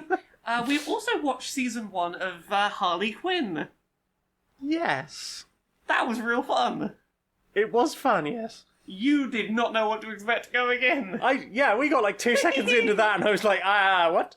I was expecting like the 90s era Batman the Animated Series. I can pinpoint exactly when it is you realised what was happening, and it was when the first motherfucker got dropped. I think it's when someone's fucking head exploded. I thought they were the other way around, but yeah. Because I think those two things happen in very close proximity, and I think the thing I reacted to was someone's head exploding, and then someone literally immediately says "motherfucker." I was like, okay, this is not an adorable, slightly gay show. Yeah. I mean, it gets pretty. Apparently, it gets pretty fucking gay. I hope it gets gayer because it's. I was promised way gayer than I have received thus far. My understanding is the stuff that is tiptoed around here, like the following seasons, becomes very explicit. I didn't feel like it was tiptoed around. I feel like it had been completely misrepresented because, there is a character very early on. Yes. Who expresses quite openly. Yes. The homosexual feelings for another character. Yeah. Possibly bisexual feelings, let's not rule anyone out here. Yeah. But then, almost immediately, falls in love with someone else, covertly, and has a relationship, and by the end of the series, it is a much more stable relationship. So, my reading of that is, bisexual character, is my reading, who is not pursuing the gay thing that's potentially on the table because, hey, you've got fucked up shit going on of your own and you are not in a state to start a relationship. But I am here for you. Yeah, mostly. I'm here for you. And unless you're a dick. Exactly. Yeah, so for anyone who hasn't seen this, this is another in the becoming more common trend of series about Harley Quinn coming to terms with the fact that the Joker is a shitbag who does not treat her well and that she is being emotionally manipulated by, and that she needs to get over that and get through that and come out the side a stronger, independent Harley. I have not seen any of the series in context other than the season we've seen together. I have seen some clips, some isolated clips from later. Yes. And yeah, it definitely gets explicitly gay. Yeah, I think that's part of the problem. I had seen a lot of that stuff and was expecting that right from the beginning. Yeah. So when that wasn't happening, I was like, was I catfished? I don't think you were catfished. I think season one is the Birds of Prey movie. It is basically this first season is entirely a story about Harley getting over her fucked up relationship with the Joker. Yes. So that she's in a healthier position to gay it up later. Yes. And I very much enjoyed it, but yeah, I at least knew the swearing and the violence going in. I mean, I don't have a problem with swearing violence, I whiplash. just wasn't expecting it. Yeah. I didn't have that particular whiplash. But it was very funny. It was funny. It was fun in a lot of places. I laughed more than I was expecting to. It had very snappy pacing. Yeah. I mean, I think that's why, while trying to play Bear and Breakfast and watch that, I kept, flicking over for long periods of time. It's just, hang on, I needed to pause this. What's happening? This is a bit chaotic. I mean, it suffers from the same problem a lot of DC Batman universe stuff suffers from, and that is, we are going to use words about mental health. Yes. In a really negative way. Yeah. That is unfortunately the ticket you sort of buy in with when dealing with the Batman universe. Yes, because they love talking about mental health and that. Yes. Any sufficiently They don't evil have a prison, supervillain they have an goes in. asylum. The asylum, yeah. No one is sane and evil. Yes, and they will throw the word psycho around constantly. Yeah. And the other thing I had a problem with was, I can't remember his name, is his name literally Psycho? The guy with the psychic powers who is just a massive misogynist.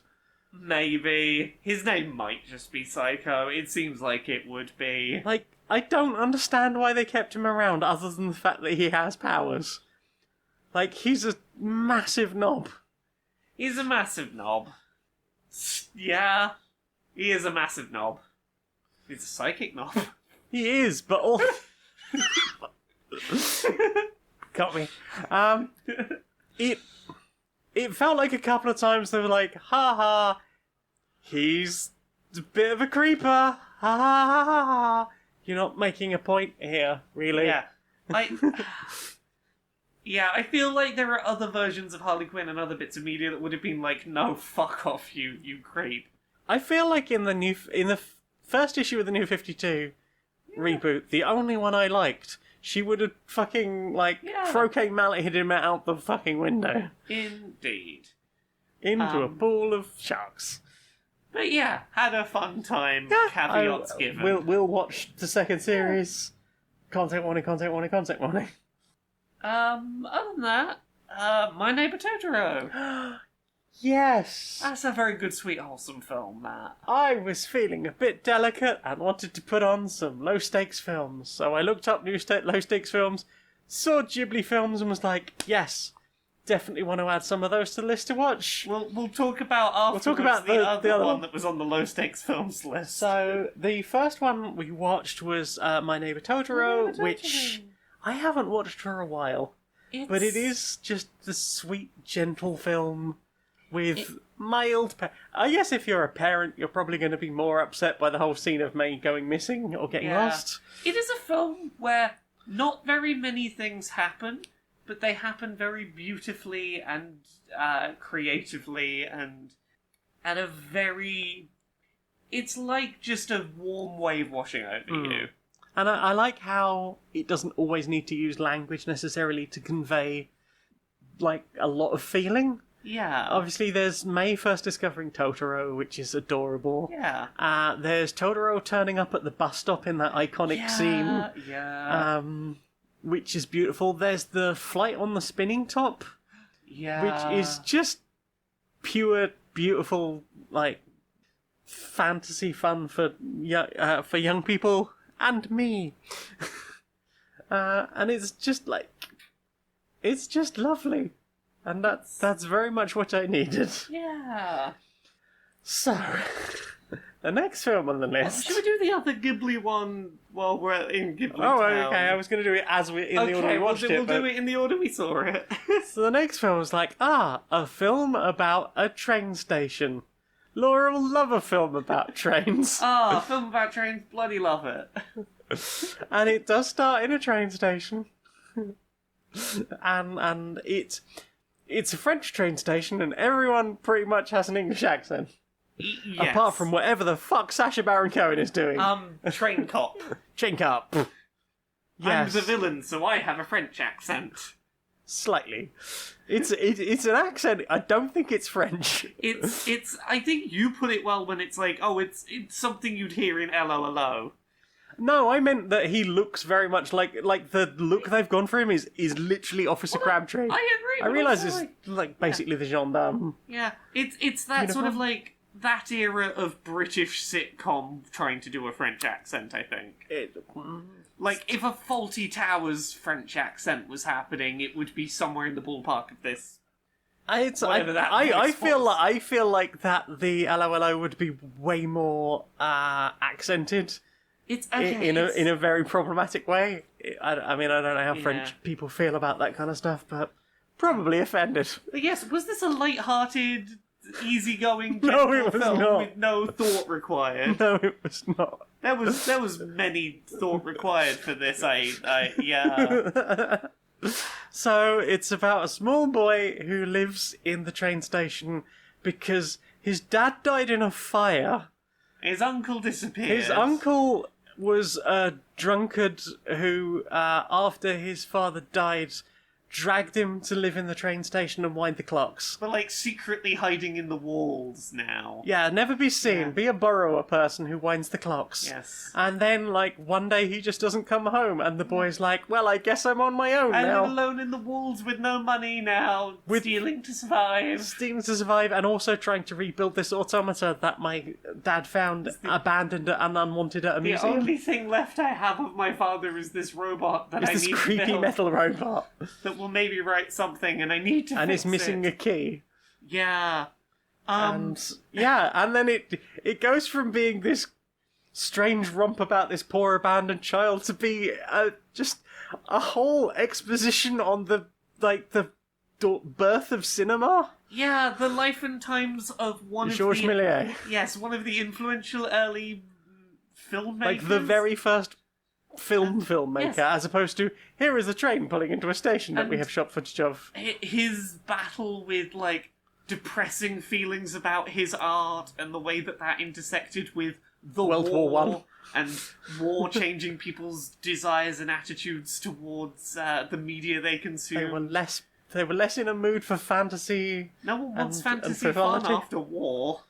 Oops, my creative career has spiraled into the drain. Yeah, so I cried a lot at that film, but also, like, I have problems with Sacha Baron Cohen for many reasons. There are many reasons to have problems with Sacha Baron Cohen. Lots of people understand why. Like, I was chatting to someone, a friend recently, about what it was like growing up in the 90s as a black person in central London when every white kid is donning a banana yellow fucking tracksuit and doing that voice. Yes. Sacha Baron Cohen has done a lot of things over the years that he has not always accounted for the impact he created. Yes, and a lot of Azerbaijani people have talked about the problems with Borat. Yes. Yeah, so here's the thing, I just read the description, I didn't look at who was in it. Oh, yeah, no. And as soon as I put it on, I was like, I've seen things about this film. I don't remember what I've seen, but I think I almost immediately decided when I first heard about it not to watch it because Sacha Baron Cohen was in it. One of the things that irritates me in this is he suffered an injury during the war, which means he now wears this leg brace that sometimes gets like stuck, and that frustrates him in a way that makes him sort of like quietly angry and constantly burning with his rage and need to attack anything. Yes. It's a reminder of the war that he can't shake, that he has lingering feelings attached to. And I understand the nuance of that. Yes. But he is also seen as the main antagonist of the film and generally quite spiteful. So despite trying to go, the reason he does it is because he is in pain or discomforted or distressed by his injury. Yeah. Or like embarrassed about like there's a few characters in this film who clearly have eyes for each other, and over the course of the film those relationships develop, including the Sacha Baron Cohen's character chatting to the woman who sells flowers. But like he is spiteful in just really unpleasant ways several times in the film. He just says things that are just not okay. Yeah. But then also sometimes he's like a comedic like character. Almost immediately at the beginning of the film, he falls over while a train is pulling into a station, gets his he gets leg his brace caught on the door handle and is dragged down the station. and I'm like, that's not okay. It's played for laughs, like, ha ha ha, this man's disability aid has gotten stuck on a thing and he's being dragged along by it. I get he's ha. a dick, but I do not feel okay putting those things together. Yes. They feel like they're trying to do like 3 or 4 different things with his character and they don't really mesh. I feel like a lot of things about the film didn't mesh, but like maybe I'm not smart enough because apparently it's a Martin Scorsese film.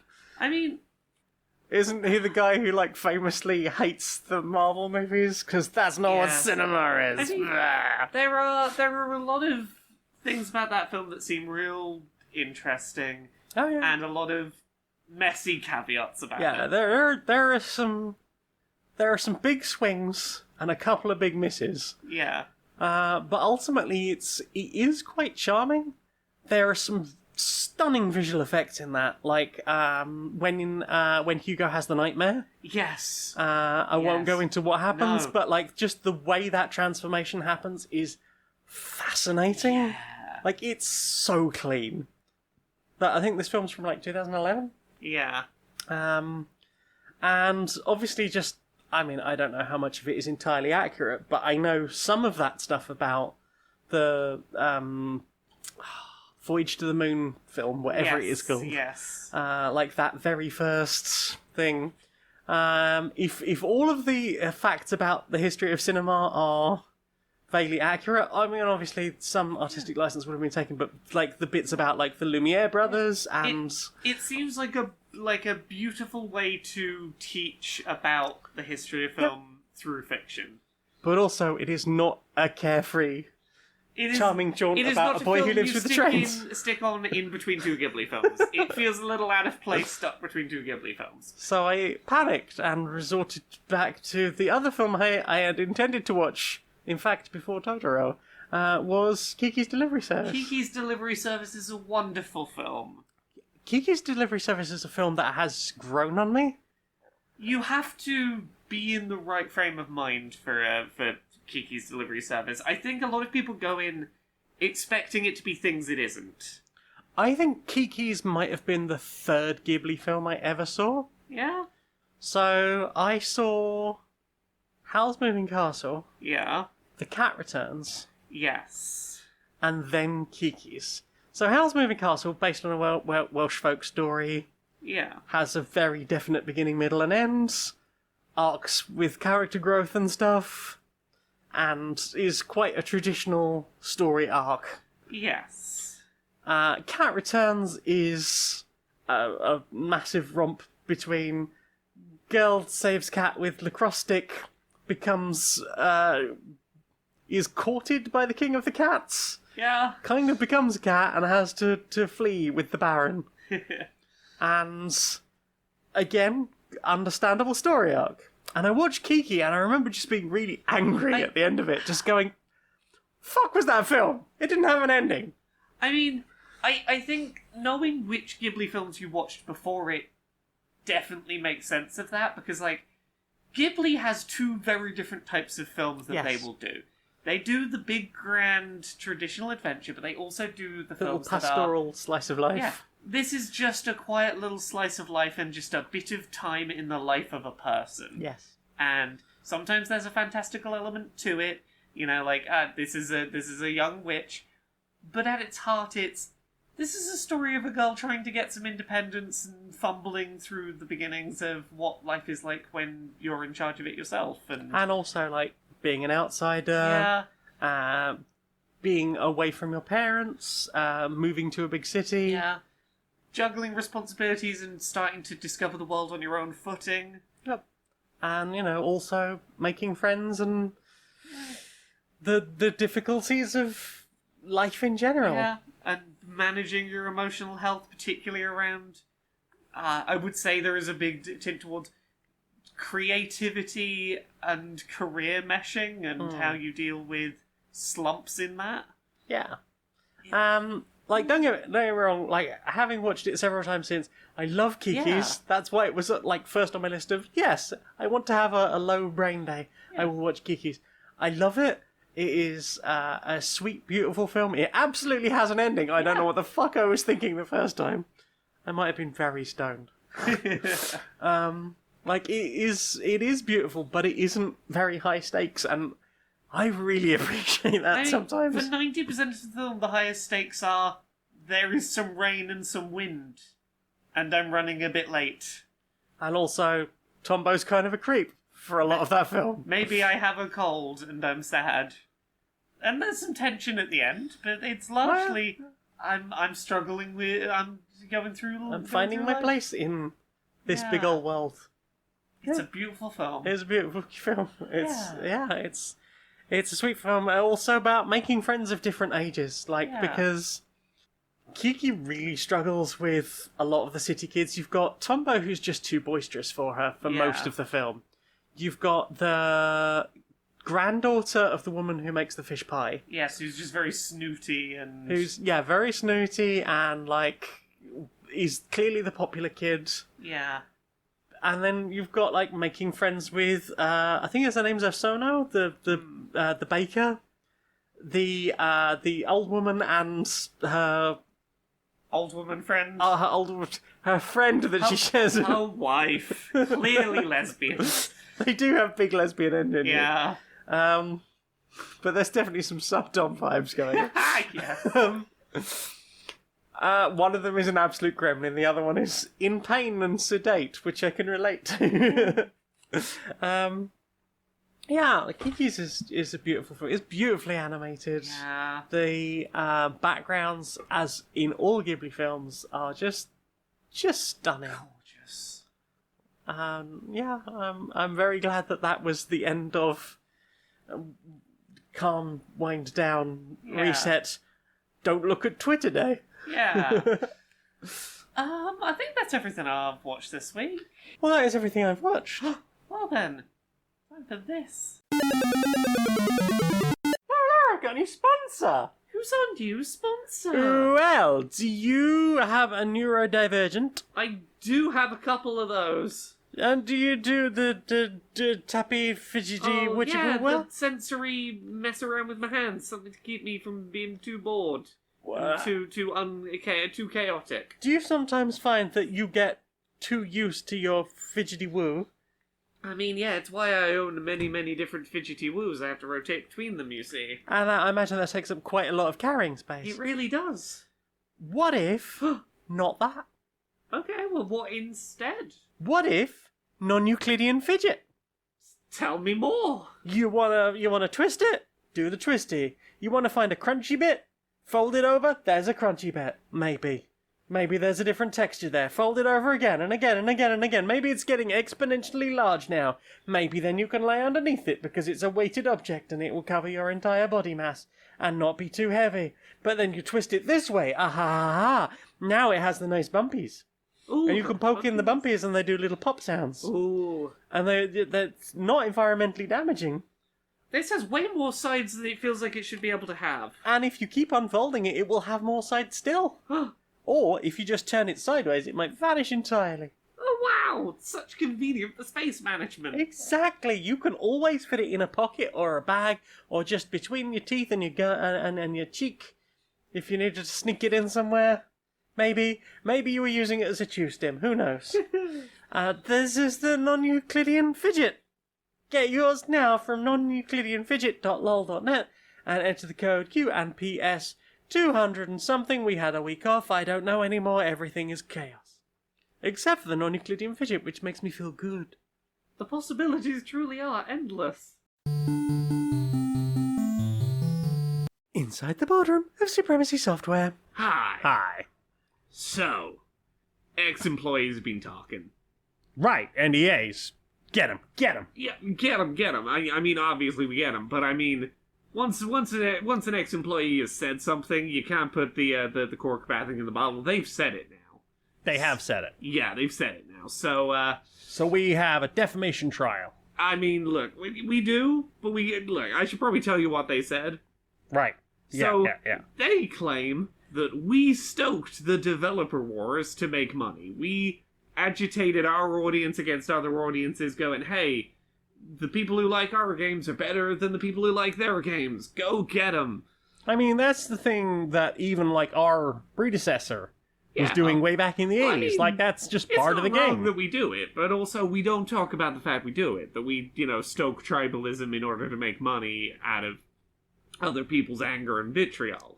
Didn't we give a whole speech at last year's GDC where we were, like, stoke people's vitriol and tribalism? Yeah, but you say it to other developers. You say it in, like, deniable language. You don't say the loud part loud. Yeah. You say the loud part quiet. I mean, I did get quite loud at the free bar afterwards, but I mean, that was executives only, so exactly. Probably fine. Yeah, so problem. How do we spin this? How do we spin the fact that we whipped up tribalism and vitriol into being a good thing?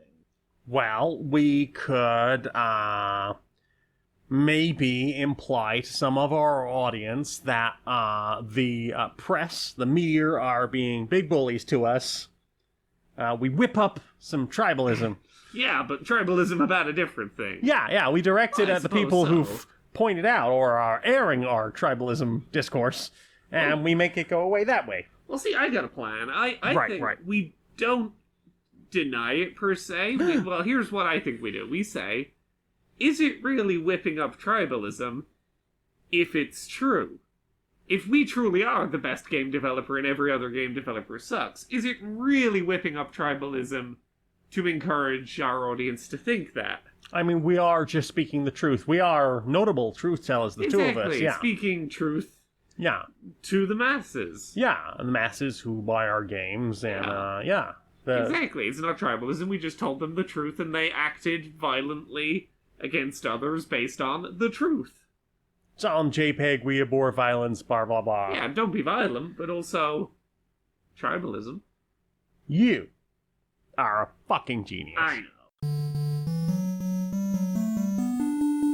So, What have you put in your ears apart from very fancy headphones? I mean, I've been listening to a lot of stuff in my new very fancy headphones. I got some headphones that have a bit that goes in your ear and a bit that goes over the ear, and they measure how your ear responds to sound and tweaks the sound. So all the sounds are nice. They're very nice headphones. I've been a little bit in love with them. What have I been listening to? Best song I think so far I've listened to in those is Big Bounce by Shock One. Ooh. Basically anything Shock One sounds fucking phenomenal in these headphones. In that, like, they're very good headphones for intricate, twiddly, like... Glitchy dubstep. Yeah, glitchy things, but also, the bits around the outside, you can turn them up so, without just brute forcing volume, you can get the feeling that I'm stood by the bass bin. Ooh. I'm having a bit of a proper boom, boom, boom Nice. around me. Like, I think you'd really dig the I am right in front of the bins. I mean, I will pull try off. them now that you have the thing all sorted for them. Now, When I tried them on with no sound coming out of them, it was just, I have something almost in my ear, and I'm kind of squick about that. yeah. I think once there is sound coming out of them, you'll go, yeah, I can live with a bit of squick for this. Play the 3 tracks that I test every new sound system Yeah, with. what are your tracks generally? Portishead Roads. Yeah. Amazing track. Horrible person, but don't pay any money. Tracks are available for free on YouTube. Feeling Good, Nina Simone, Bass Nectar remix. Yes, that is one of the ones I Fuck tested. Bass Nectar. Yeah. It's one of the ones I tested regardless, because it's... Like, the build on that is perfect for testing a set of speakers with. What's the other one? I can't remember right now. Yeah. So, I tried a few things, because I was like, I want stuff that's going to, like, push varying sounds of this. Yes. Anything by Shock One, absolutely fucking amazing on these. There's a track called, I'm going to pronounce this terribly, Legosio, by Olafa Arnolds. Beautifully delicate track. It's always my one I use to go, how well does this capture subtlety and very gentle nuance? I found that the Foundations of Decay, My Chemical Romance, really good on these, in that vocal line that on a lot of headphones is very washed out and buried, a lot easier to pick out in the mix in these, which is really nice. Like, it feels a lot more separated out from the rest of the audio. I'd be curious to know the science behind these headphones. So, my understanding is it's some of the frequencies are being played in the ear and some are being played, like, on the the outer outside? ear and Yeah. being picked up that way, and that separates out a couple of categories. I don't know... The main thing I know about the science of these is that apparently, when a sound is played at your ear, a very tiny sound... Your ear makes a very tiny sound back. And depending on... Well, no, it's not just an echo. Apparently, like, depending on whether it has registered the sound or not, your ear will make a sound back. I suppose that's just the movement of your bones. Yeah, I guess. But these headphones basically play a sound and go, we played this frequency, what did your ear do back? That tells us how much or how little you heard that frequency. We'll tweak it around that. And they sound real good. But yes, other things I listened to, because I was putting a lot of music in my ears, because of course I was. I found a track called Sober by Fiddlar, Fidlar, which is a sort of chaotic, loud punk wall of sound about getting sober and realising that you have a much lower tolerance for bullshit from the people around you. The kind of people where you're like, oh, when we're drunk together, oh no, you're insufferable. It's Okay to Punch Nazis by Cheap Perfume. A femme punk band that uses high-pitched, like, almost a little exaggeratedly girly style vocals to be in deliberate contrast with the anger of the sound of the music and their Okay. lyrics. Like almost falsetto? Or... A little sort of like, imagine teenage girl in American sitcom. Oh my God. A little bit mean girl at the table in the American sitcom. Right, okay.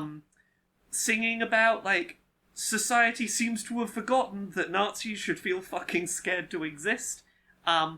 Shouldn't have to fucking remind you, but it's okay to punch Nazis. And I appreciate that the track also really hammers in on, when it says it's okay to punch Nazis. There is a line in the song that says, "The Nazis changed their name, now they're called the alt-right." And it repeatedly uses this refrain to go, it's okay to punch Nazis, and hey, those people may have rebranded, but they're still fucking Nazis. Mm-hmm. And I'm like, fuck yeah, good going. Hell yeah. I listened to a track called Solitary Confinement by Everybody's Worried About Owen. Cool. It is a beautifully intricate and complex acoustic guitar track about feeling lost and complacent and losing your drive and getting comfortable just liking being alone and unhassled. And being in this weird situation where people want to wish you well because they think you're really struggling and being like, but I'm fine with this and I'm Just because my happiness does not look the same as yours does not mean I'm struggling. Just because I'm currently comfortable just being stagnant and by myself doesn't mean that I'm sad about that. Interesting track. And the last one, which again, ska sounds so good in these headphones. And again, I think that's because lots of different instruments, like it really benefits from lots of different pitches happening. A track called Unbothered by Jer. Yeah. J-E-R? Yes. Yeah, is this a Cartoon Network person? Yes. Yes. Sure. I've never read it out loud. I was like, I see what letters here. So, Unbothered is, I think, the closing track for Bothered Unbothered, which is the album that I was talking about a few months ago. Yes, it is definitely off that album, because the album art says a Bothered Unbothered on it. Just some really good anti-capitalist, anti-corporate, anti-bigotry ska about being furious at people's apathy towards injustice. Yep. It's a real good track, that, and right? apathy to other people. Yeah. And it's a banger. the whole album is an absolute banger. Yeah. What about you? What do you listen to this week? Well, I have on repeat listened to the TikTok version of the Dear Maria parody. I've got depression. Yeah. Stay in bed all day, eating snacks instead of healthy food and binge watching anime.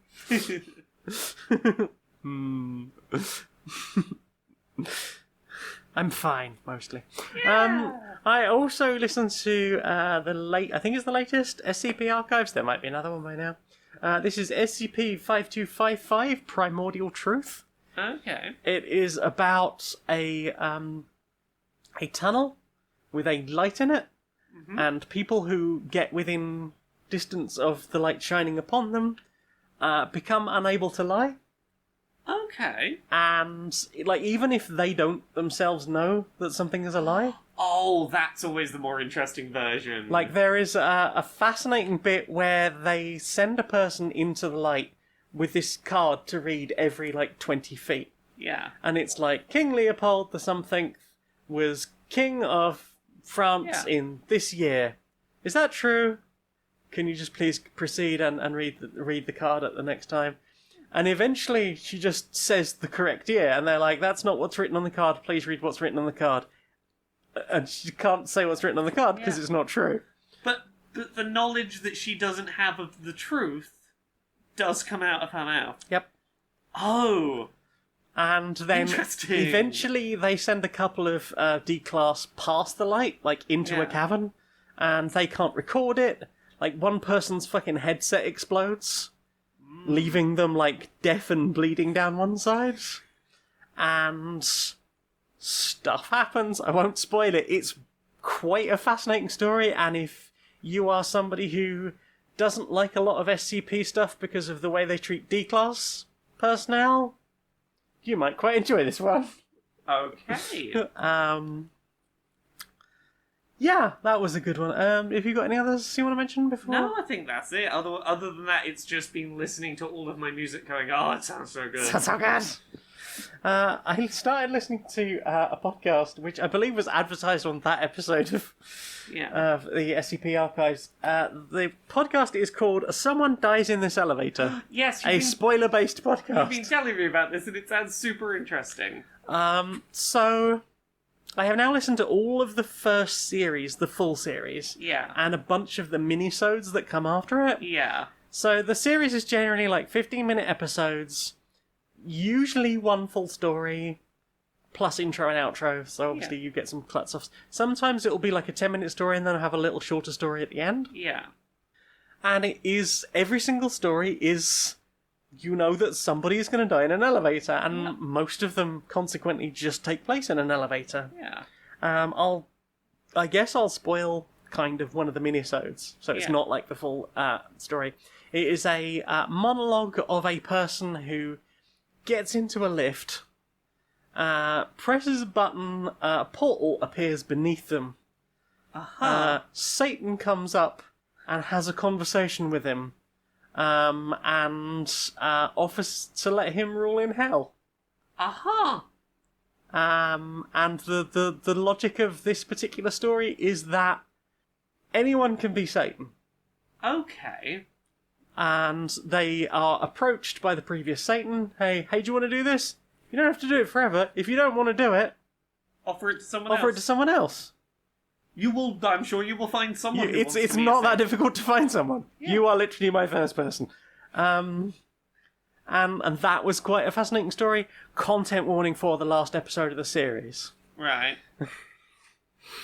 The last episode of the series is... So all of the others had been like... almost casual. Yes. Of the person dying. Like, there's one where somebody is like clubbed over the head. Yeah. And then the elevator is going up and down and various people are getting in and out of the lift, literally stepping around the body. Okay, yeah. And it's almost comedic the way rich people just treat this body of this working class person they think of as nothing. Yeah. But then the episode Hot Wheels is about two people who are power-assisted wheelchair users, one of whom is on a ventilator. Okay. The episode opens with them joking about the fact that the signs saying "do not use in the event of a fire" are always on the inside of a lift. Why aren't they on the outside? And that episode ends very badly for both of them, and it's really traumatic. Because it's quite drawn out. I can see how you could... Yeah, how that could go. I can see where that story could go. And they talk about things that, like, I have thought about because I used to work in a shopping centre. Yeah. Like, what is the evacuation plan for people who use wheelchairs? Well, there is a little corner far away from anything flammable that has to be kept completely clear, near a fire exit. Yeah. And you basically just park them there, hope they don't suffer any, like, smoke inhalation, and try and put the rest of the building out around them until such time you can rescue them safely. Which is shit. That is bad. Maybe think about that a bit more, building designing people. So yeah, that is almost certainly the heaviest episode of the entire series. Yeah. And that is the last episode of season 1. Okay. They are apparently currently kickstarting to do a second series. Yeah. They want to make sure everyone can be paid for their time. All the other concepts you've told me have seemed a lot more light-hearted. Light-hearted, or at least, like, just told in a more... I think it's because it is such a horrific thing that is likely. Yeah. There's nothing fantastical about it. It is just a grounded thing. The first episode is called 3 Superheroes Walk Into a Lift. Yeah. And there is some time travel shenanigans, and it's fascinating, and a lovely lesbian relationship that blossoms in the course of 15 minutes. And there's, like, other ones about, maybe this is a hallucination and this lift doesn't exist, and we're in some kind of virtual world. Or maybe we are going into some kind of Mesoamerican ziggurat, and we found that there's a lift in here, and something happens. Maybe we awaken a weird elder god. And then there's just this last one that it could just be a story that happened to two people. Because disabled people are left out of a lot of this stuff, or just an afterthought in so many ways, assuming the thought of it all. Yeah. It feels like when the Magnus Archives, I think in Season 4, had that one episode where it's like, oops, we got a bit too close to just bad thing that happens to real people. Yeah. Like, of all the things that I put into the program, there were a couple of, like, limits that I knew I would never cross. Yeah. And when I ran out of ideas that weren't that thing, I ended that series. Yeah. Yeah, I think you have to be really careful about stuff with like that. But every episode does come with a content warning, and does advise you to read the show notes if you want more details on the content warnings. So it might be like, this episode contains an example of a fear of this thing, or claustrophobia, or something like that, or loss of bodily autonomy. Yeah. If you want more details, they're in the show notes, go ahead. One thing I have noticed from the credits, looking through, because there were a couple of times where I recognise that voice. Oh, it is Ben Meredith. Yeah. As I would say, like 70% of the credited cast in this use they, them, or he, they. And the majority are they, them. So it is nice to know that non-binary people, or gender fluid people, potentially, I suppose, are getting and doing their thing. And I hope that they get to do a second series. Indeed. But, yes. Listen to the series. If that last episode is going to be specifically triggering for you, I will warn you up front that it is way heavier than any of the others. Okay. But still, fun to make you think, perhaps. But content warning, not on a fragile day. Yeah. You listen to anything else? No, I think that's it for me. Well then. Time for this. We've done it. We've discovered a cure. Really? It's managed? We've done it? Yes, never again will anyone have to suffer from Dunning-Kruger. Oh goodness, so no one will ever be sort of shouting about a thing they don't actually know anything about anymore? No one will be crowing the loudest about the thing they understand the least about. Okay, well how does it work? How does the pill work? Well, you take the pill every day, and it just brings up your expertise to the level of your confidence. Oh, so the more confident I am, the more you actually know. Well, exactly, so the more you've been shouting about things, then you will actually have all the information that you thought you had before. Are there any sort of side effects, drawbacks, any negatives? Well, I mean, in testing, once we got onto human testing, I mean, there's no physical harm to people, but a lot have found that they are becoming quite depressed as they realise what utter twaddle they were insisting was correct mere minutes before. Oh, the whole ignorance is bliss thing. Suddenly, oh no, I realise I've been shouting nonsense for years. I was shouting nonsense, also I was quite aggressive about it. Maybe I'm a bit of a dick. Oh. I mean, that's quite a hard pill to swallow. Much like the pill we're giving for the thing, is it? Yes, it is. I don't know why we needed to make it star-shaped, but there we are.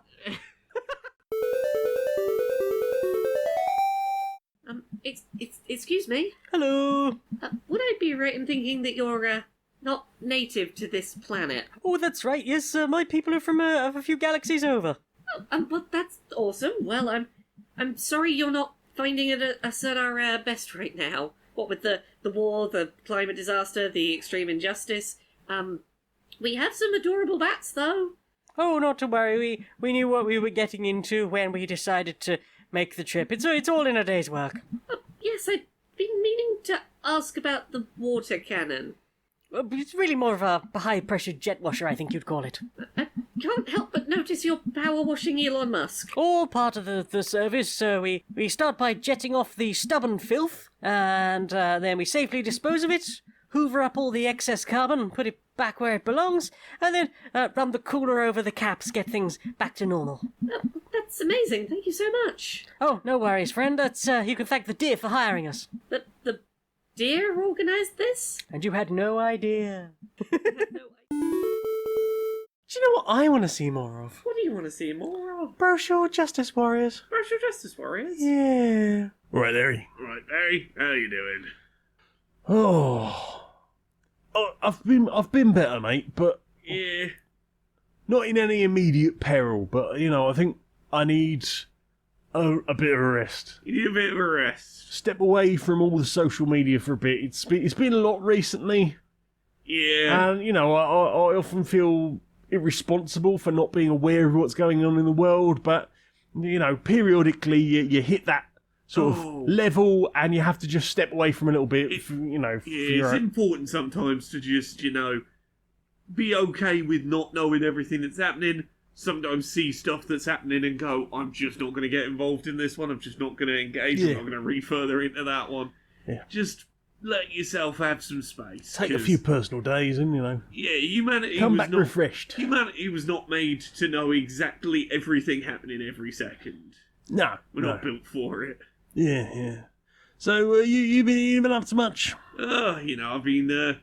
I've been trying to make sure people in my life are looking after themselves, because here in the UK we've still got a fair amount of heat sticking around. We've not had much in the way of cool days happening. Yeah. They talked about the big heat wave, but it's been quite a hot summer generally. I've found so far. Yeah, there were a couple of 40-degree Celsius days, and now it feels comparably cooler. It's still in the mid to high 20s. Sometimes early 30s. Yeah, I've noticed the last couple of days it's been sort of hovering around the 28, 29 degrees, but also it's been so humid. Exactly, and it hasn't really let up in at least the last few weeks. And I've seen a lot of people who, got through that couple of 40-degree days where it was sunny and blistering, and were like, I got through it. Don't need to think about the heat anymore now. Yeah. Who have been dehydrated, who have had illness from that, who have had, heat stroke and stuff.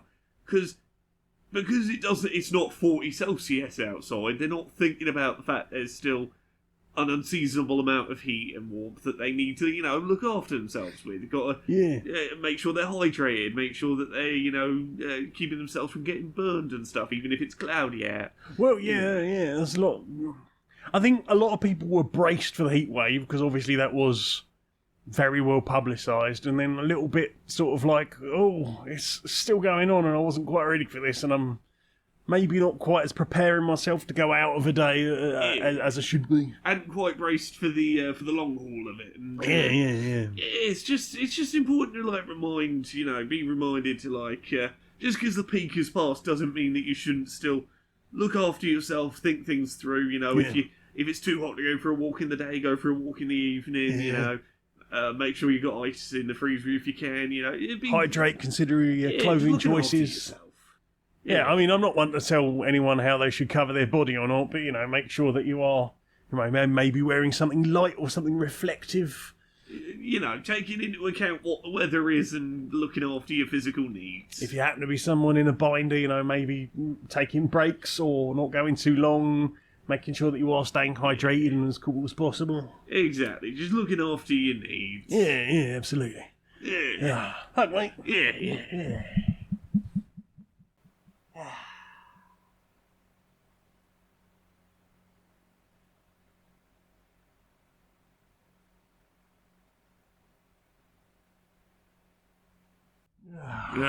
Good hug, mate. Good hug. Right, I think I'll go and have a nice cold bath. Oh, sounds lovely. Yeah. So, Laura, Yes? we done a book. We done did a book. We done a book, even more than a book. Yeah. We continue to do done a book. Tell me about that book. Well, we have said yes to full stops and commas. And also no to full stops and commas. We got 10 full stops and commas left to have a look at in the morning. Yeah. And We're very then close to being done. And then that's it, really. Yeah. Then the book's just out of our hands, and then it's going to be a book. Yeah.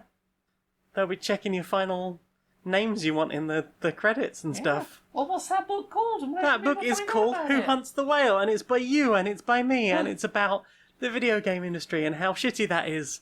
But maybe somebody wants to do something about it, or, maybe they will do spying. Spying? Spying. Maybe they will make friends, who knows? Maybe they this will make friends. friends. Maybe this person from Wyoming will make some friends, will move to a big city and go and work for a big video game company that they are fascinated by, and realise that it's not everything they hoped for. That book is Who Hunts the Whale, and it is available right now, and there is a link in the description, because it is too long to say. And Laura, you have a book. There is a book. It's over there on the shelf. It's imminently releasing. I have copies in my home. It's called Me and My Dysphoria Monster. It's an illustrated children's book. It comes out on August 18th, which is like within the next few weeks, depending 16 days. Yeah, 16 days as of when we record this. Go check it out, pre-order it. It's coming out soon, and I'm super proud of it. Other than that, I'm at Laura K. Buzz pretty much everywhere on the internet. What about you, my dear? Me? Well, apparently the place that did all my unified branding went away, so I had to go and get a new unified branding. I am on Linktree. That's linktree.ee/Janiac, Janiac. You can find links to my Redbubble, where you can get the Neurospicy shirt. Such a good shirt. I fucking love that shirt. I might get several more. You must be at least this tall to ride the Looming Mistress shirt, which I have also fallen in love with. I knew I would love it, and then I finally managed to afford the shirt I designed over a year ago, and now I have it, and I wear it a lot, and I love it. And or the very relatable horse. What could that be about? What is this WHTW? He's a very relatable horse. That is in the title. What could that mean? It's a very relatable horse, and we both own that shirt. I relate to that horse. We both own that shirt. It's a good shirt. My most important one is patreon.com/StoneMonkeyRadio. Even $1 is a life-changing amount for me. Bills have got expensive. Inflation has inflated. And I could do with the money. Please help. That's patreon.com/StoneMonkeyRadio. And seriously, small dollar amounts from multiple people add up. They are such a big deal. They add up. They are the only reason that the things happen. The things happen. If not, sharing is caring. Sharing is caring. And maybe help spread the word and find other people who would like to enjoy our particular brand of silliness. Thank you very much for joining us, Laura. Will you sing us out, please, darling? Until next time, be a stranger.